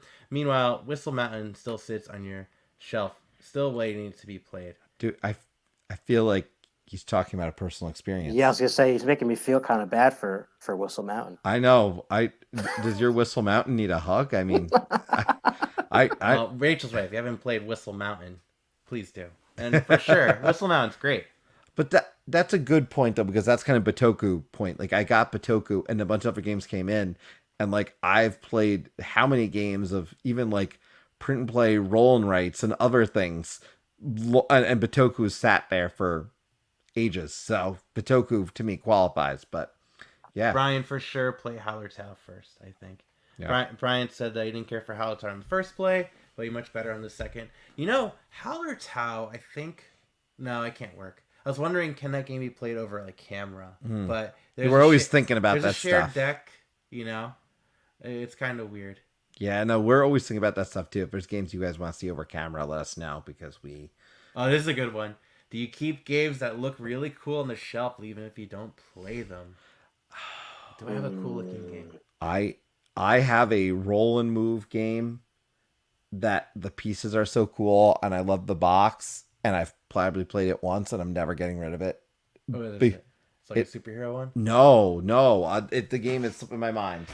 I'll have to double check this. I mean, I'm not getting rid of. So I have Flick 'em Up, and I'm not getting rid of Flick 'em Up. I like Flick 'em Up. I don't love Flick 'em Up, but I have Flick 'em Up with like everything in it, with like the wooden pieces and everything. But my son loves it. Like he loves like playing cowboy stuff with it. You know? Yeah. That's a good point. I have a game. Actually, Chris, I think you got this for me at Time Warp. That roller coaster game called. Coaster Park. Game. You have Coaster Park? I have Coaster Park. That looks awful. Let me point out. So our last episode we did a dedication to Dave Bauer of Time Warp Comics, and I'm sharing this because Dave was awesome to the point that Dave gave me that game because I called him. I said Dave's basically giving me this game. Do you want it? Because I mentioned we're looking for. He's like, take this. This is. He even giving it to me. He's like, this is. I can't get rid of this. Just take it. I'm gonna pull it up. So there it is. It's so bad from what he said, and then I was he's like, and I'm like, Anthony doesn't care. He just needs a game that fits this theme. So if it's bad, it doesn't matter. It's like the component looks cool, but it doesn't work. It looks great though. That's the sentiment that everybody says. It has a great toy factor and it looks cool on the table, and I kept it only because. And Ryan, you just reminded of this when you said about your son playing with it. I know my son will want to play with this one day. It's got a cool roller coaster 3D thing that you put a marble down and it goes down and it doesn't freaking work. Just like Mousetrap never really works. But is it supposed to go down and go over those other bumps? Is that the idea? Well, first of all, there's a reprint. It looks like this picture. Yeah, that's not. Yeah, that makes more sense. That right there. Yeah. So it's not even a good game. Like you're not even allowed. You have to like pay currency to like test your coaster during the building phases to see how it's going to work, and it's like all that amp up for like trying it one time and like doesn't work, and you're like, I don't have any more like fake game money to even try to roll my marble again. Get the hell out of here! I'm gonna roll my marble again because I want to see this thing work, and it just doesn't. It's awful. I've never really like negatively reviewed a game before, and when I did the video, I did it for Roller Coaster Day specifically with Jen, the board game librarian. Yeah, and she had similar things to say about it. Jen is great, by the way. Jen was on Creators Corner at one point, and Jen's fantastic. Yeah. Like I think it was right around the same week, like within like a 2 to 3 week span, we both talked to Jen. Actually, it was close too. They're re-implementing it. It looks like with plastic pieces. That doesn't sound like it helps gameplay other than the ball itself. Yeah, but I don't know. Yeah, that's right. Would I be a fool? Pull up Squirrel's comment about it because he mentioned something I forgot. Where is it? Yeah. Oh my goodness! You auction coaster park. Yeah. Then you have to pay to test it. It's terrible. Sorry. The auction part makes like no sense. Like no sense at all. It was really bad. Man. Oh my goodness. Well, in all fairness, I won't get rid of it because it's a toy. Yeah, I get it. It's a toy. Yeah. And all these things are toys, really. I mean, let's be honest. I know, but that one in particular. But toy factor. To this point, not a toy factor, but the board game box, people know, has been on the back behind me at my house sometimes just because it looks like a giant Lost DVD box, and I won't get rid of the game, but it's just the Lost DVD box. It's what it looks like. It's just huge. So I keep that because I picked that off the street once. That's literally was on the street off of a parents group. But it looks like, hey, Anthony, stick around with us for a bit because I think a few people dropped some of their favorite games. This is good. Yeah. So Monstrosity on the Shelf of Shame. Man, should have gone to PAX Unplugged. This is a good point. Do unplayed print and play games count on your Shelf of Shame? Or unplayed Steam board games? Not Steam. I can't count I don't Steam. think so. Yeah. Print and play? No, I don't know. Maybe not. Expansions? Do expansions count too? Print and play. I don't know if I would count expansions. Well, can I sit on print and play? Because on print and play, as long as you've played the base version of it, I wouldn't count if they come out with extra maps because you've played the core concept up front. But the same rules. That's the same thing that Anthony was talking about. What about expansions? I agree for sure. Mr. Rao brought up as the very first game Arkham Horror, the card game, the Scarlet Keys. And the thing is that is an expansion. And the way I play Arkham Horror is I play having all the expansions. And I go online, I get a pre-constructed deck. Yep. And I just play. Yeah. Well, let's clarify. You get a pre-constructed deck that someone else has built. Yeah. You're not taking like a base deck that the game is saying. Right. Because if we're counting expansions, we've got a crap load of Marvel Champions shelf of something. Censoring yourself. Good job. Yeah. Crap load. He's a pro. Crap load. Between me and him, I've played. I think I sent it to him. We've got a board game challenge, and anyone who's on the Discord, by the way. We've got a Marvel Champ. It's one of the few like game specific spots we have, but we've come help us if you play Marvel Champions. Join our Discord because we want to play it more in 2023. And I've said I'm playing the game at least 25 times this year because I need to get through some of these heroes. Laser Riders is a cool box, and I don't know about the game, but the boxes always look cool. It's like that VHS looking box with that typical like like the I guess like the metallic 80s looking thing with like the hand-drawn lettering. Yeah. The Sea Shelf of Shame includes underwater cities, oceans, and ether fields. Ether fields is on mine too, but I just got that recently. I just got it. See, we need a session where Dan comes over and actually. Well, Aetherfield's a solo game too. Primarily. I understand that, but we still need to get her over here and get a game session in. Underwater Cities is because you know how you keep saying that you like Ares Expedition for Terraforming Mars better. Yeah. Like Underwater Cities is the better Terraforming Mars as well. Yeah. For sure. Shelf of Shame. We got Isle of Cats, Messina 1347, Boone Lake, Tidal Blade, and Bitoku. See, we got crossover here, so we can all help each other a little bit. Oh, here's a question: would you count like a board game arena play of a game to take a game off of your shelf of shame? Like Isle of Cats is on Board Game Arena. If I played Isle of Cats on Board Game Arena, is that good enough for getting off the shelf of shame? I mean, I think so, but I agree. I had a similar thought earlier actually, because I was looking around at my collection. There's some games that I just got, but I've played before, just not my copy. Right. So is that game still on? If I played someone else's copy, but I have it on my shelf, I'm still good with counting it. But that's just me. Because if so, then that's where I am with like, let's see. I know Ultimate Railroads is back there, and I've never played. I still have mine in shrink. I've never played Russian Railroads, Ultimate Railroads in person, but on BGA it's fantastic. Like, love that game. We're gonna fly. We'll fly through because we're caught up, and then we have another caller after you. Yeah, let's and we don't want we are not ignoring all your comments. You all move lightning fast, and I love it. No, this is good. This is great. BGA plays count. BGA plays count. Awesome. Yep. Only played Agricola and Caverna on BGA, and I do not count them. That's fair. Shame. There you go. I'd say no because it's not the game on your shelf of shame, which is the physical game. Shut up, squirrel. That's good. I mean that in the nicest way. I didn't say it. I'm just reading. Okay. What if I buy it after someone else's copy and never play again? If you play someone else's copy, that counts. Yeah, that's what you were saying. Yeah, I agree.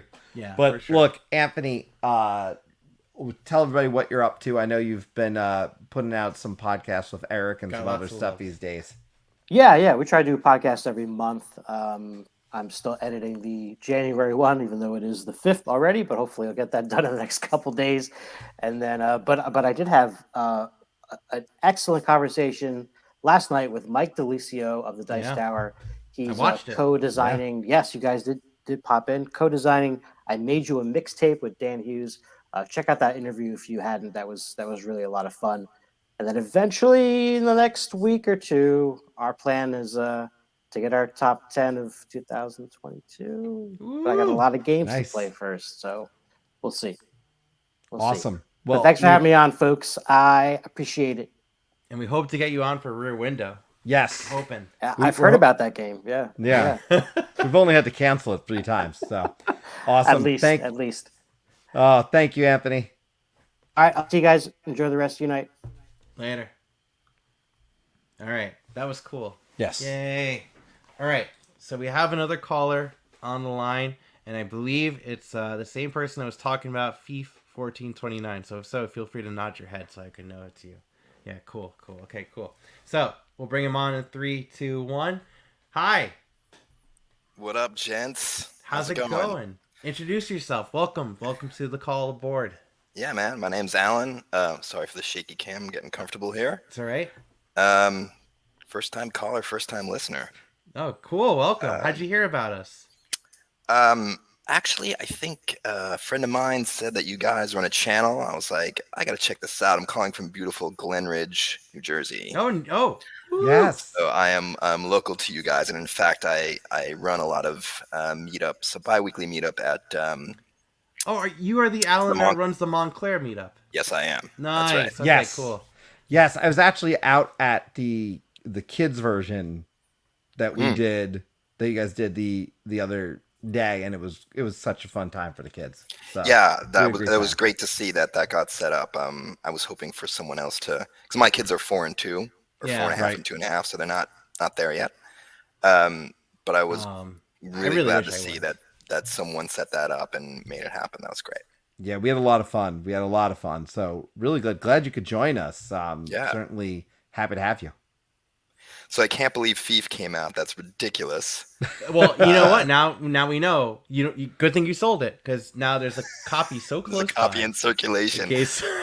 I actually did get to play it like 6 or 7 times with an old group. Cool. I used to live in Brooklyn, and had a good gaming group there. It's 80s rific, It has a lot of rules, a lot of gotchas. It has some really good concepts. It's Game of Thrones, except has like the marriage and the intrigue. You can murder your wife, you can murder someone else's wife, but the rules need a streamlining. It's close, and the expansions just make it crazy and unwieldy, but it's a fun time. The negotiation's pretty good too, because you can win jointly, unlike Game of Thrones where it's one winner. Right. You can win in an alliance. And that's that cool. That's one of my problems with Game of Thrones was that I was like, technically families aligned in that show, so I never quite understood that rule. Did you try any of the Fief expansions? Because I heard one of them in particular is supposed to be like really like solid in terms of like really improving it. The first 2 are manageable. One gives you like attributes on your lords. Yeah. Like, brave or clumsy or something like that. And then the other one is I would say kind of, I don't want to say mandatory, but it gives you like 2 extra type of units that really help you out. Kind of like, is that the expansions pack? One of them is, I think, like catapults and trebuchets. I don't know. Yeah. Or there's someone that adds 2 units and like a royal guard. Tactics. Politics and tactics. Those 2 you're okay adding, and I think even the politics ones you can add like half of them. Okay. Tactics definitely all the way. You're all right. The Templars and the Teutonic Knights, you need a couple plays before you even think about adding those. Well, I own all, so let's do it. Nice. This is it. There, see, we're funny. We should have just called this ways we're gonna clear our shelf of shame, because we're running into so much crossover at this point. It's great. Yeah. That could be a thing. Yeah, like Dune. Yeah, and Dune also shelf of shame. Yeah. But I was so excited to get Dune. Like Dune was always like that kind of. Have you played Dune? Is that like first Dune? Yeah, the Avalon Hill. No, Dune. never played that one. Because that game has always had like such an allure. Like it's like it's one of those old like like it's an Avalon Hill 70s game from the same designers as Cosmic Encounter, and it's just so like high regarded because of how like crazy but awesome and memorable it is. And yeah, I'm looking at my copy over there. I'm looking at it because I want to play it. And Dune is one of those games that you get. There's certain games too, like I bought Magic Realm. It's like an old Avalon Hill game that's like D&D in a board game, and it's one of those games that it's 80s-tastic, I think is the term that you use. I do agree. Like I find a certain charm in some of that, because then you see some of like the old school designs and stuff. Like Wiz War. Yeah. What about for you, Alan, though? Is there anything on you're trying to get off? I mean, obviously, I think one of the advantages is having a group, you can get some stuff to the table, maybe plan ahead, but what are some of the ones that what's 1 or 2 that you're hoping to get to the table here in this year? Yeah. I mean, I'm looking over my list as far as shame. I think everything I've played at least once. That's good. There might be some things like I have a copy of Fake Artist that that I've played, but I got as a gift and I just never unwrapped it. Yeah. Because it's okay, I think some of the bigger games that don't work in the kind of the game meetup setting. So I've like purchased a lot of mid-weight and more party games, quicker games for that, like Wavelength. I just got Ready Set Bet. Las Vegas Royale. Yeah. Bonanza. I haven't played my copy, but I've played it before. But I'm just looking over my list and things that I haven't played in forever. Well, one is Obsession, which I played. Online. Yeah, I played like 2.5 games of that. I played the half game was a 4-player game that just went way too long. Is it fair to call? Is it fair to call Obsession on your shelf of shame? You literally I got it for you Christmas. Just got it within the last 14 days. Yeah, I don't think that's Secret Santa gift. Yeah. Yeah, with it's great with everything. It's great. Dan, I was like emailing him back and forth. He's awesome. He helped me like upgrade my game to the kind of second or third edition. Yeah. He's an awesome one-man publisher, and it is a great game. I played with my wife a bunch of times, or 2 times, sorry. I would like to get that back to the table. Just have to kind of relearn it. One of the biggest shelf of shame ones that I have is the Carson City big box. Oh yeah. I'm a big Carson City fan, and I got the big box, which had both expansions and wooden components, and it's a huge box and heavy as crap. Yeah. And haven't busted it out yet. And I've played Carson City, but just haven't played this version yet. Big box, and it's not a super long game, but it's only 4 rounds. But it can get a little fiddly, but it's still kind of a great game. I don't know if you know about it. It's like kind of looks like Kalis with like the order track, but it's area control, it's role selection. There's dueling. If you don't like the spot, you can like duel someone off the spot. And it's an income engine kind of game as well with the Western theme. It's pretty good. I should try that. Yeah, our list is growing. With your meetups, so because you mentioned that you do like board game meetups, like are you generally just bringing games and people are just playing, or do you guys like schedule in advance, like, hey, we're gonna be playing Carson City Big Box, like who wants to play? Like how does that work? Typically the members have just been bringing a couple games that they might want to play, and so it's at the time depending on who shows up. Like if there's, let's say, 10 or 12 of us, then we have to split up groups, and it's like, I want to play this 4-player game, and then okay, let's do a 4-4 and 3, or maybe we can do a 6 and 6 here, and then maybe if 8 people show up, we don't really want to split up, maybe we'll do a couple games of last time was Ready Set Bet. Sometimes I'll usually have like Deception with me because that plays a lot of players and can go really quickly. And some other games that have good varied player counts that can go quick and I can teach easily. We haven't seen a lot of like new players. That the Facebook group has like 210 or so people, but I'm one of them. but 12 people show up every time, or You want to talk about resolutions? Like one of my resolutions is like just to make sure scheduled thing for one of the days in the month is to get to one of them. That's one of the big reasons why I want to get to the kids one, and because to get the kids playing is just so immensely valuable, and get to meet some people who obviously are part of a group and want that. I almost did. Yeah, I almost did. Yeah, the kid got sick. I would have gone though. But I mean, I could say I know we want to go and be a part of it, so we'll hope to try and make that. But I think it's great that exists, and it's I think it's true. I think you're talking about one of the challenges of community, which is you could have a group of 200 people, but it doesn't mean that they're all actively engaged. Like you really have to engage with them as best you can, but it's challenging. So it sounds like you're doing a great job, and at least have those active members. So that's awesome. And we're trying. We've got I would say a dozen people who are regulars that maybe 75% show up every 2 weeks. And I've been trying, like this next one coming up is I'm trying to gear it toward like, hey, beginners, new members night. Like if you're scared about because I've a few people have come, and then like maybe I wasn't there to introduce them to the game, and then someone's trying to explain like Shipwreck Arcana to them, and they're just like, I know Rummacube and Scrabble, how wrong, know your thing. You got to ease them in, and you just don't know if someone is like, oh yeah, I play Arc Nova all the time, or they're like, yeah, I know Bridge and Cribbage, and that's it. So there's that middle ground, and as kind of host, so far I've been very lucky that everyone who has come has massive collections, and they're all kind of like, oh, I'm going to PAX, and they're very up with it. But there are a few people who come in, and then you just never see them again. Yeah.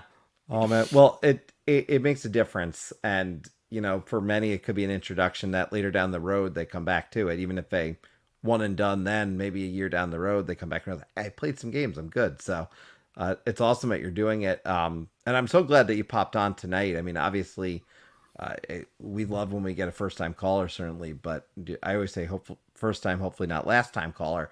But when it comes down to it, we have so much fun talking about this stuff, and again, I think locally, and for folks who are not local to us, this may not sound as interesting, but locally, we want to keep doing more as well. So I think we've got a big collective of people, and this continues to be proof of it. You know, I ran into people in Time Warp today, and they were like, "Oh, you've got a channel." I had never really talked to the person before.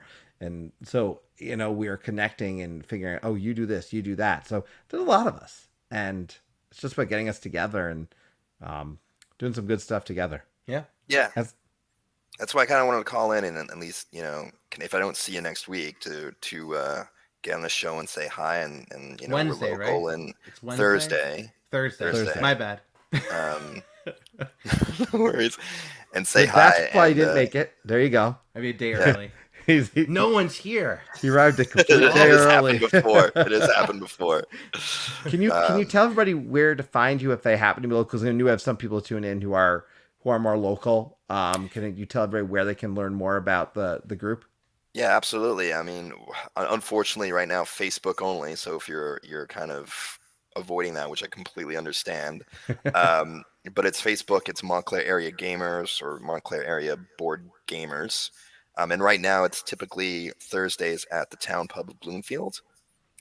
Every other Thursday starting, I guess, next week. So I think I've right now booked the next 4 every other Thursday starting next week. So it'll be, let's say, the 12th, and then the one after 2 weeks after that. However it kind of pans out. Yeah. And sometimes it changes, but the Town Pub has been great for us. They have like their own kind of secluded private room in the back where no one bothers us, and it's a, you know, the waiter comes back and we're not in the main bar area, so it's quiet enough, and we put some music on. So, you know, I do miss my Brooklyn gaming group where like we played in a bar and people would just walk by and be like, "Hey man, what's that?" And the next thing you know, you see them every other week.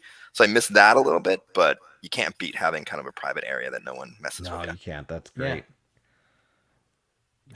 Well, look, thank you so much. Appreciate you sharing that, and hopefully anyone else, if you're watching and you are local, go check it out. Go join the Facebook group. I'll be happy to drop a link after the fact into the description as well, so people can find you a little bit easier. Sweet. Totally. Awesome. All right, guys. Have a good show. Have a great night.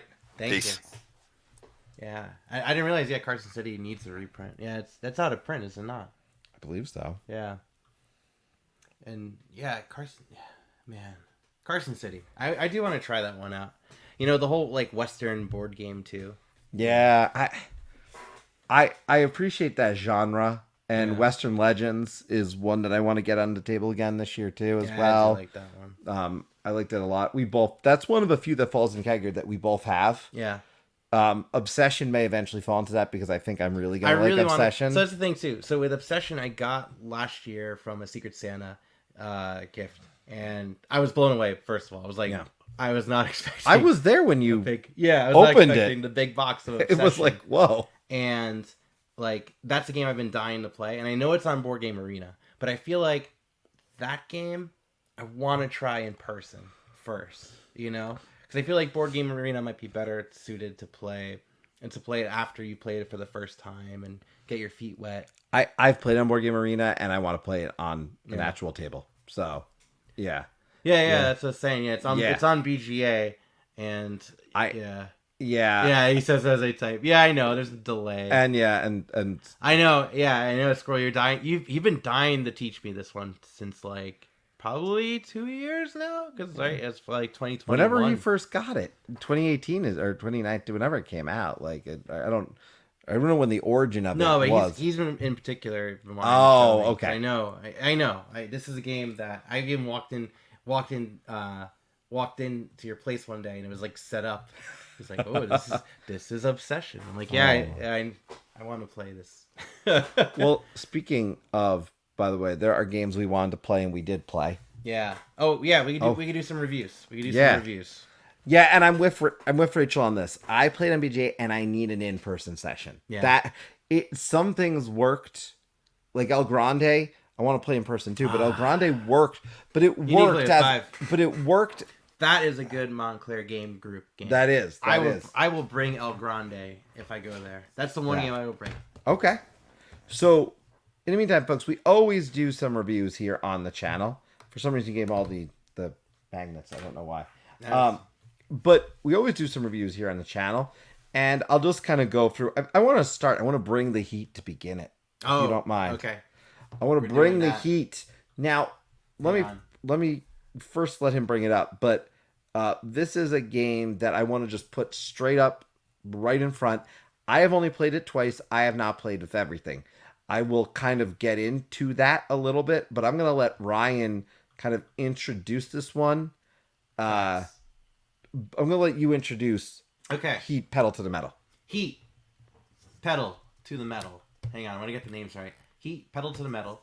Designed by, I know one of the designers, Oscar Harding, a Granured. I'm awful with the pronunciation. He's actually the designer of Flamme Rouge, and Daniel Skold Peterson is his co-designer on this one. This very much feels, if you played Flamme Rouge, which is like the Tour de France bicycle game, this very much feels like Flamme Rouge 2.0.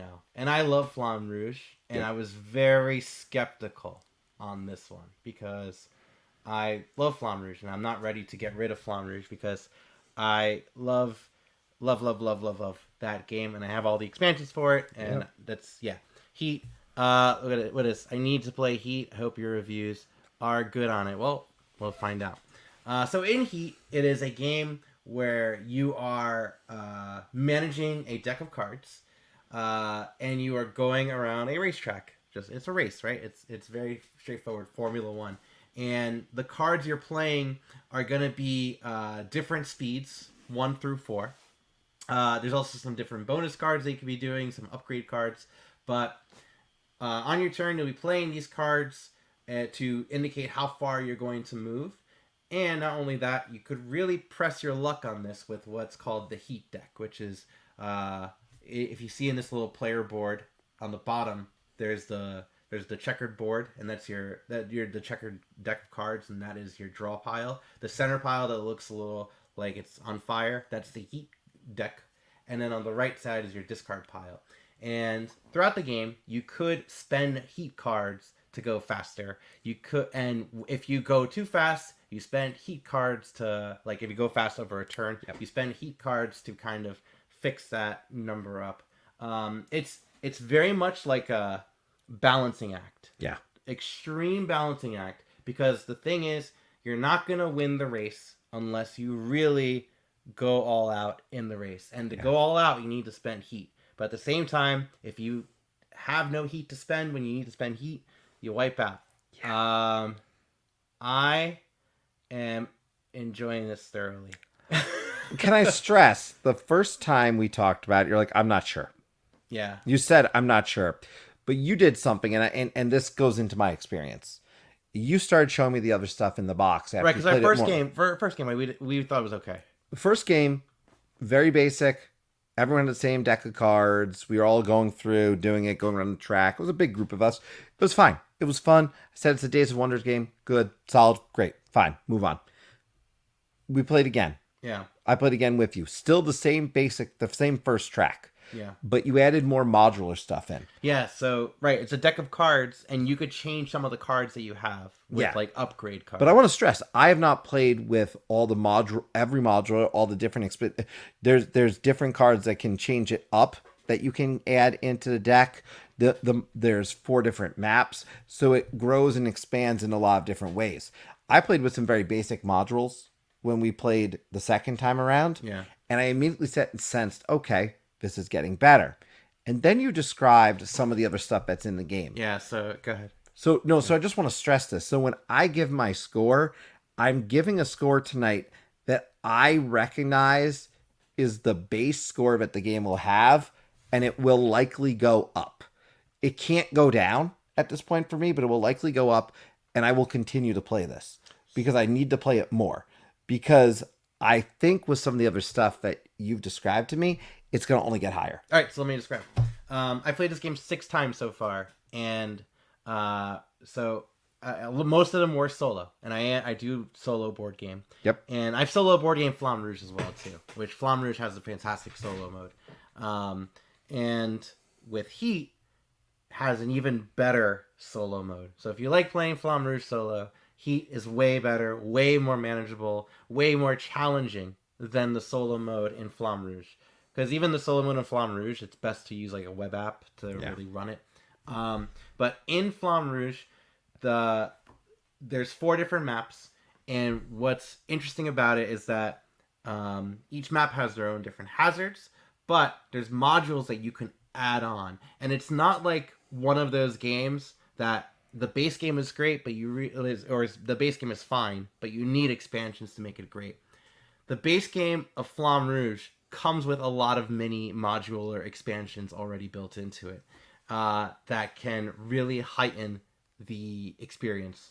And honestly, if you're gonna play Flamme Rouge, like, try it with all the bells and whistles, because it screams with all the bells and whistles. Like, this game you need to play with, for sure, the weather deck that modifies the different parts of the board. You for sure need to play with the upgrade garage module that lets you change out some of the cards that you start off with. Are you talking about Flamme Rouge, or are you talking about Heat? Sorry, Heat. Because you've been saying Flamme Rouge. Sorry. See? Again. Everything he's talking about right now is about Heat, because, there's ability to swap out these cards in the deck, weather decks. There's the weather module.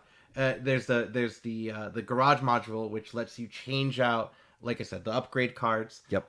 There's also the championship mode, and this part I really like. So the championship mode, instead of playing just one single race, you play multiple races in a row, and throughout the different races, you are going to be you're going to be changing your deck up. You're going to be changing your deck, and not only that, but each particular race, there's a special bonus card that you can get throughout the race that is like a one-time use card. And you get these one-time use cards by, like, exerting additional heat on specific turns, or doing different objectives, like going at like crazy high speeds, like 15 or more.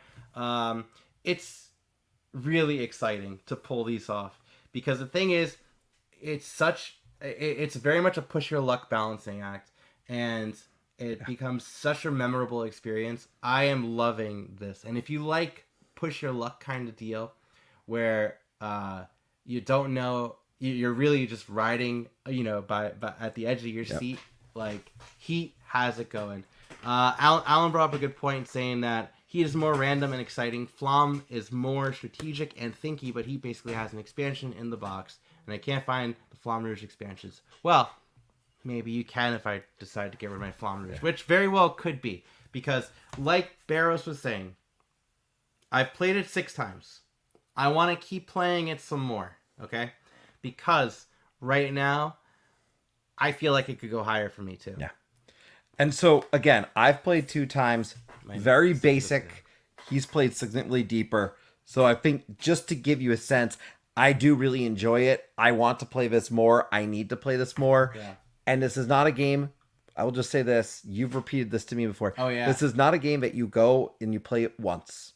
You need to play it multiple times, different features, etc. Well, it's not that you need to, but, like, if you really want to get, like, it's not, it's best, it's a game that's best played multiple times, as opposed to just one and move on. It's not a game to me that you have sit on your shelf and you play you play like once a year. That's all I'm saying. Like, it's a game you're gonna want to pull out multiple times. But let's show what we think based on our experiences. What's yours? I got an 8. I got a 9. Yeah, and again, mine's going to probably go up. I need more plays. I have already agreed I'll do the championship mode with you, and then I'll finalize this score probably off that. Yeah, it's pretty great. And you want to play with higher player counts for sure. But again, the solo mode, you could even the Legends module. It's not just a solo mode. You could put that with any player count. So if you're playing with 2 or 3 people, you could have the AI control the remaining 3, which is what we did in our last game, and it worked out great. That is pretty good. Some of the fun is the slipstream, where you end up next to a race car and you got to go ahead of them, which is just like Flamme Rouge. Yeah. But Flamme Rouge is still pretty great. I just want to get that over there. I wouldn't go out of your way, go run and get Heat. I don't think, if you have Flamme Rouge especially, I wouldn't recommend running out and getting Heat, because it is just going out of print everywhere because people are going crazy for it. Find a local gaming group. Yeah. Someone's got to have heat, I'm sure. There you go. What do you want to do next? We could do Zener if you want. Yeah, let's do Zener because Zener's a little different. And this is a BGA play.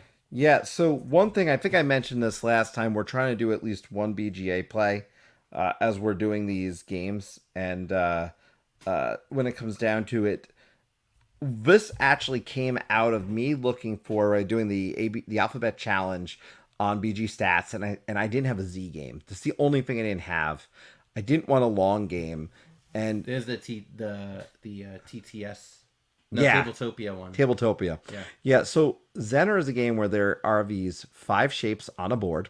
Which look like Zener cards, right? Yeah. Ghostbusters, they use the whole ESP card thing. All right, go ahead. So you're going to, on each of your turns, essentially pick the one that you're going to want to play. You're going to pick, you're going to be forced to pick one that your opponent has essentially moved, and then a free play move. Yeah, so you pick one of those 5 pieces of your color, one of those 5 pieces that have that symbol. You move them either up, left, or right, and you could cover existing symbols too, and that's important because what you're doing, the goal is to try to get to your opponent's side and effectively just go off the board. That's why there's a little arrows get there.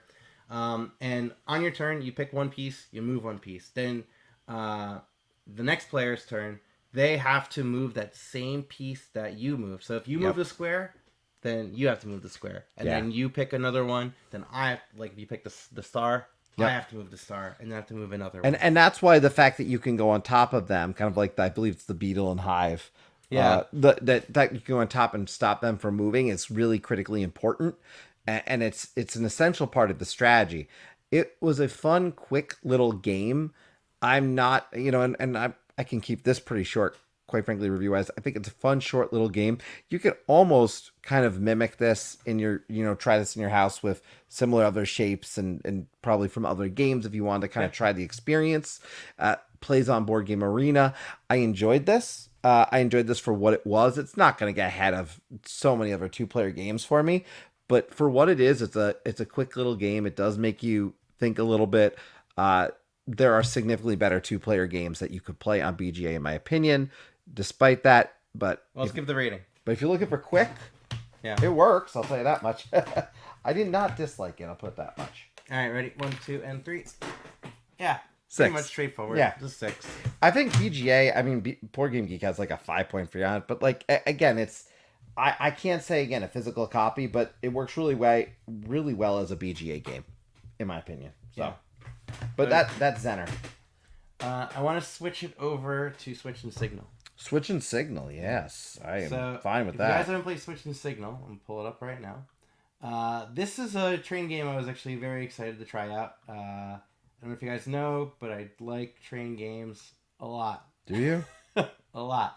And this one's very different than a lot of them, but it looks kind of the same. So Switch and Signal is a cooperative train game where the goal is to take these cubes, use trains to take cubes from different cities and transfer them over to a port city. Okay, not really too exciting. But what's going on is what you are in charge of is not actually the train's movement per se, because what's going to go on is the trains are going to move on their own using a die. They're effectively playing a roll and move game. Yeah. And what you are in control of are the paths. So you are in charge of the switches and the signals. The switches being these black pieces right over here, and the signals being these green pieces. And the goal is to try to get your train to that port city in a legal path. Yep. So yeah, I made it sound kind of boring, but it's actually really refreshing. I think when you showed me the box for this, I said, "Is this another one of those?" Yeah. But we played this. I brought it home. I didn't get to play a full game with my son, but I showed him a little bit, and he enjoyed the concept of the switching and everything. So I kind of got that family perspective on it too. But yeah, I really enjoyed this. I think what it feels like is this.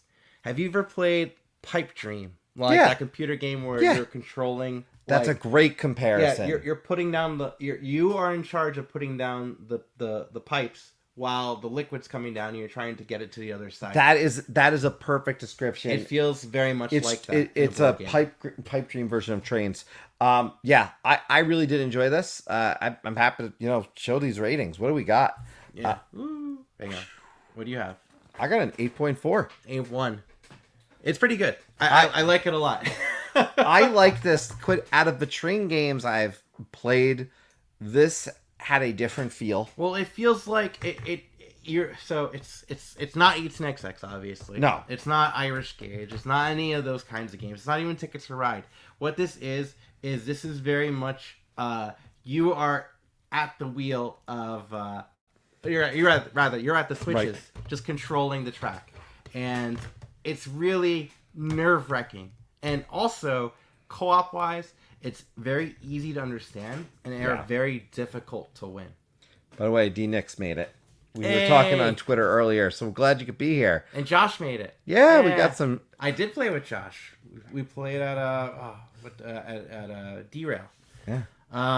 Okay, so we did Zener. Yep. We did Switch and Signal. We did it. We did what was that? Oh, Heat, of course. Heat. We brought the Heat. We can go to Teeter Tower. Teeter Tower. Yeah. All right. Let's do it. Let's do Teeter Tower. I got to double check my rating on this, actually, as I do that. Okay. Teeter Tower. Teeter Tower was a game that multiple people let me know, hey, do you know this game exists? I saw this game at PAX Unplugged, and I think you would like it. So let me pull it up. Teeter Tower is a dexterity game where you are stacking different tiles, and I am a sucker for a good stacking kind of game. And in this game, what you're doing is you're putting tiles down, you're rolling a set of 4 dice, and those 4 dice will come in 3 colors. You'll get red, blue, or green. And those tiles will also come in red, blue, and green as well, too.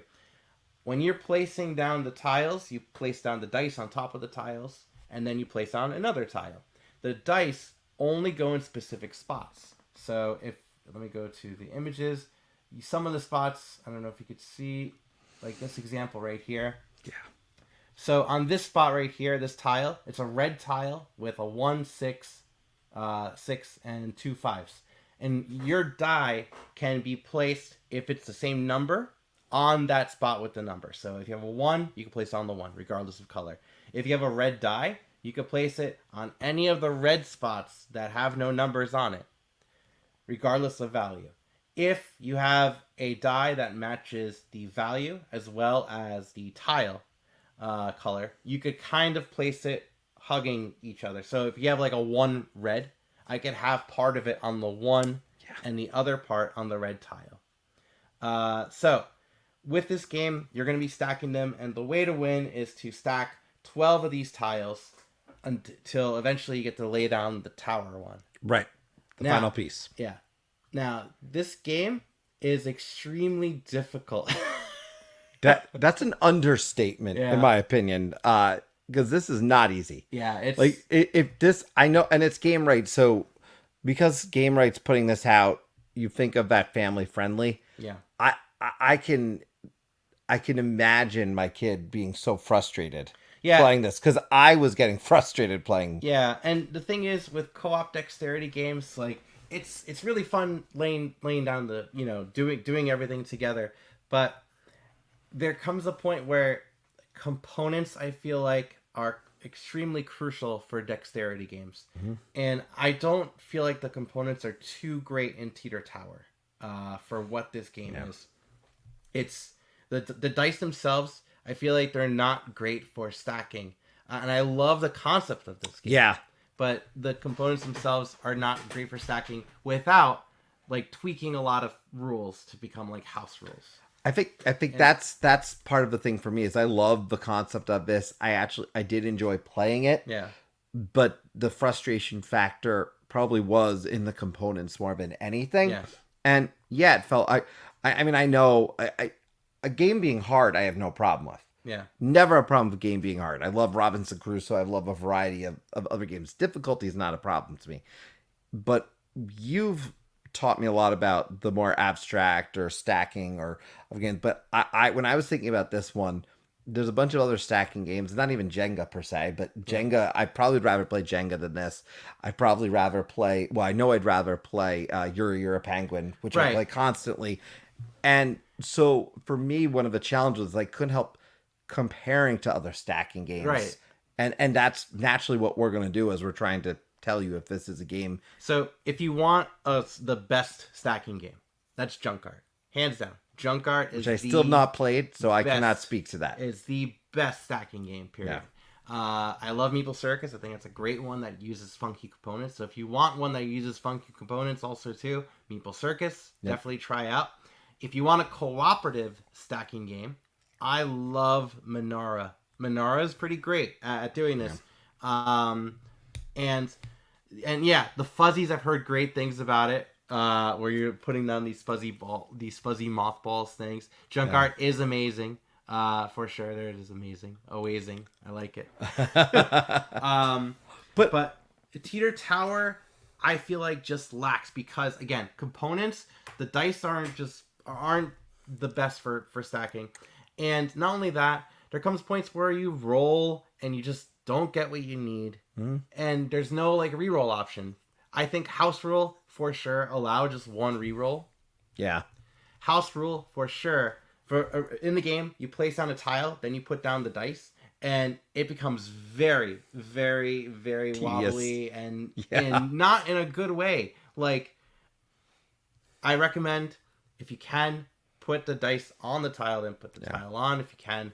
Well, and I will put. And it's still challenging enough. Yeah, I will put this out there though. Regardless of, what my score or your score is, I watch people loving this at PAX Unplugged. So this game might be for a lot of people. For me in particular, you mentioned a bunch of games. I'd rather play, it's not co-op, I'd rather play You're a Penguin. Right. Combo, I might Uno and Jenga. But not a high score for me. That's a 5. I got a 5.6. Because I got to give it some credit too for being like a unique thing where you are laying down dice, and I want to see like a 2.0 of this already. You know what I mean? You know what? I think that's a really fair statement because I think this game has the capability, and because I think the design is solid. It's the overall end product for me that I didn't enjoy as much as the actual concept and the design. Yeah, and so That I give a lot of kudos to all the designers on this one because I think they did a really good job with overall what you could do here. So +1 to the fuzzies. I should try fuzzies. I really should. I'm gonna actually grab the next one. Yes, get this one. Yeah. This one, without saying it, I will preview a little bit in the fact that Ryan introduced me to this one and said you need to experience this, and I think that is the perfect description of this game. Yeah, so if you want no spoilers on this game, try it out for sure. But I'm gonna just read you the pitch. This is called Heading Forward. Yeah. Okay, that's Heading Forward. I'm gonna read the back. A car crash, a sports injury, a workplace accident, a slip and fall at home.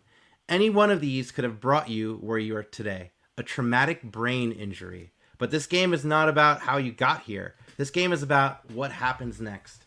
Heading Forward, designed by John Dubois from Holland Spiel Games, is a solitaire game where you've suffered a traumatic brain injury. You're at the hospital and you're trying to recover skills. And the game you can either play on easy, medium, or hard mode. And the difficulty level is basically how many days your insurance is going to cover before they decide if they're going to let you keep at it or stop paying. What well, that's why I said what a gut-wrenching story. And that's why before you get into the gameplay and the mechanics, which I think are incredibly sound in this game, I'll just say that off the top. Experience was the word that stuck out to me that you used because this is an experience. And even talking to other people who were in the profession, right? Which we did. Like they were. My wife works at a hospital. She's a physical therapist, and she works with occupational therapists. Yeah. When I told them about this, like she wants to bring this to work and show people. So that's the piece I really want to bring out to the experience factor here. It's pretty remarkable. So let me share. This is what the board looks like. So this is the calendar, right? And what you're going to be doing is on your turn, you're going to be playing you're going to draw a number of cards from your deck into your hand, okay? And the cards that you are drawing, the number you could draw are based on this little like the brain. And so in this case, you could draw 7 cards, okay? The 7's underneath the brain. You're going to look at those cards, and they're multi-use cards. And not only that, the cards are double-sided. Let me just actually put it on camera. It's probably better that way. Yeah.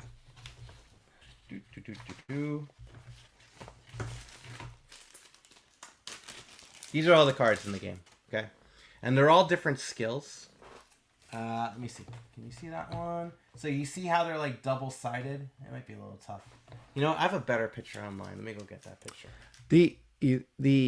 The piece in this game that I want to point out as you're pulling that up is the gameplay is pretty quick to learn, the concept itself, but the choices you're making as you'll showcase, those are not simple.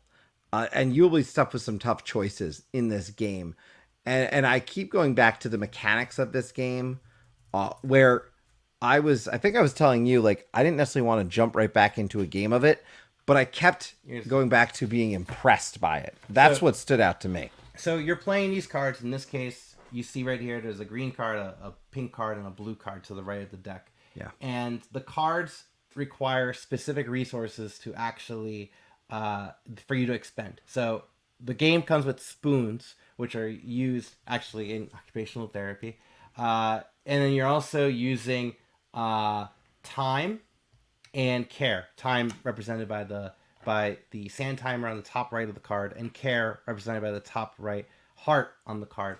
You're using other cards to spend as resources to achieve these goals, to regain these skills that you have lost from your traumatic brain injury.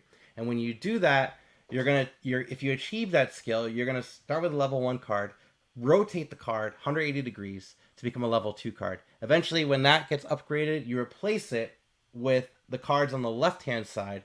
So you'll have like a level 3 card that can go up to a level 4 card. And eventually, you pass that level 4 and you succeeded. The way to win is to succeed enough before your insurance ends. And you need to, and what's considered enough is those 4 color categories: the pink, the green, the blue, and the beige, like peach color.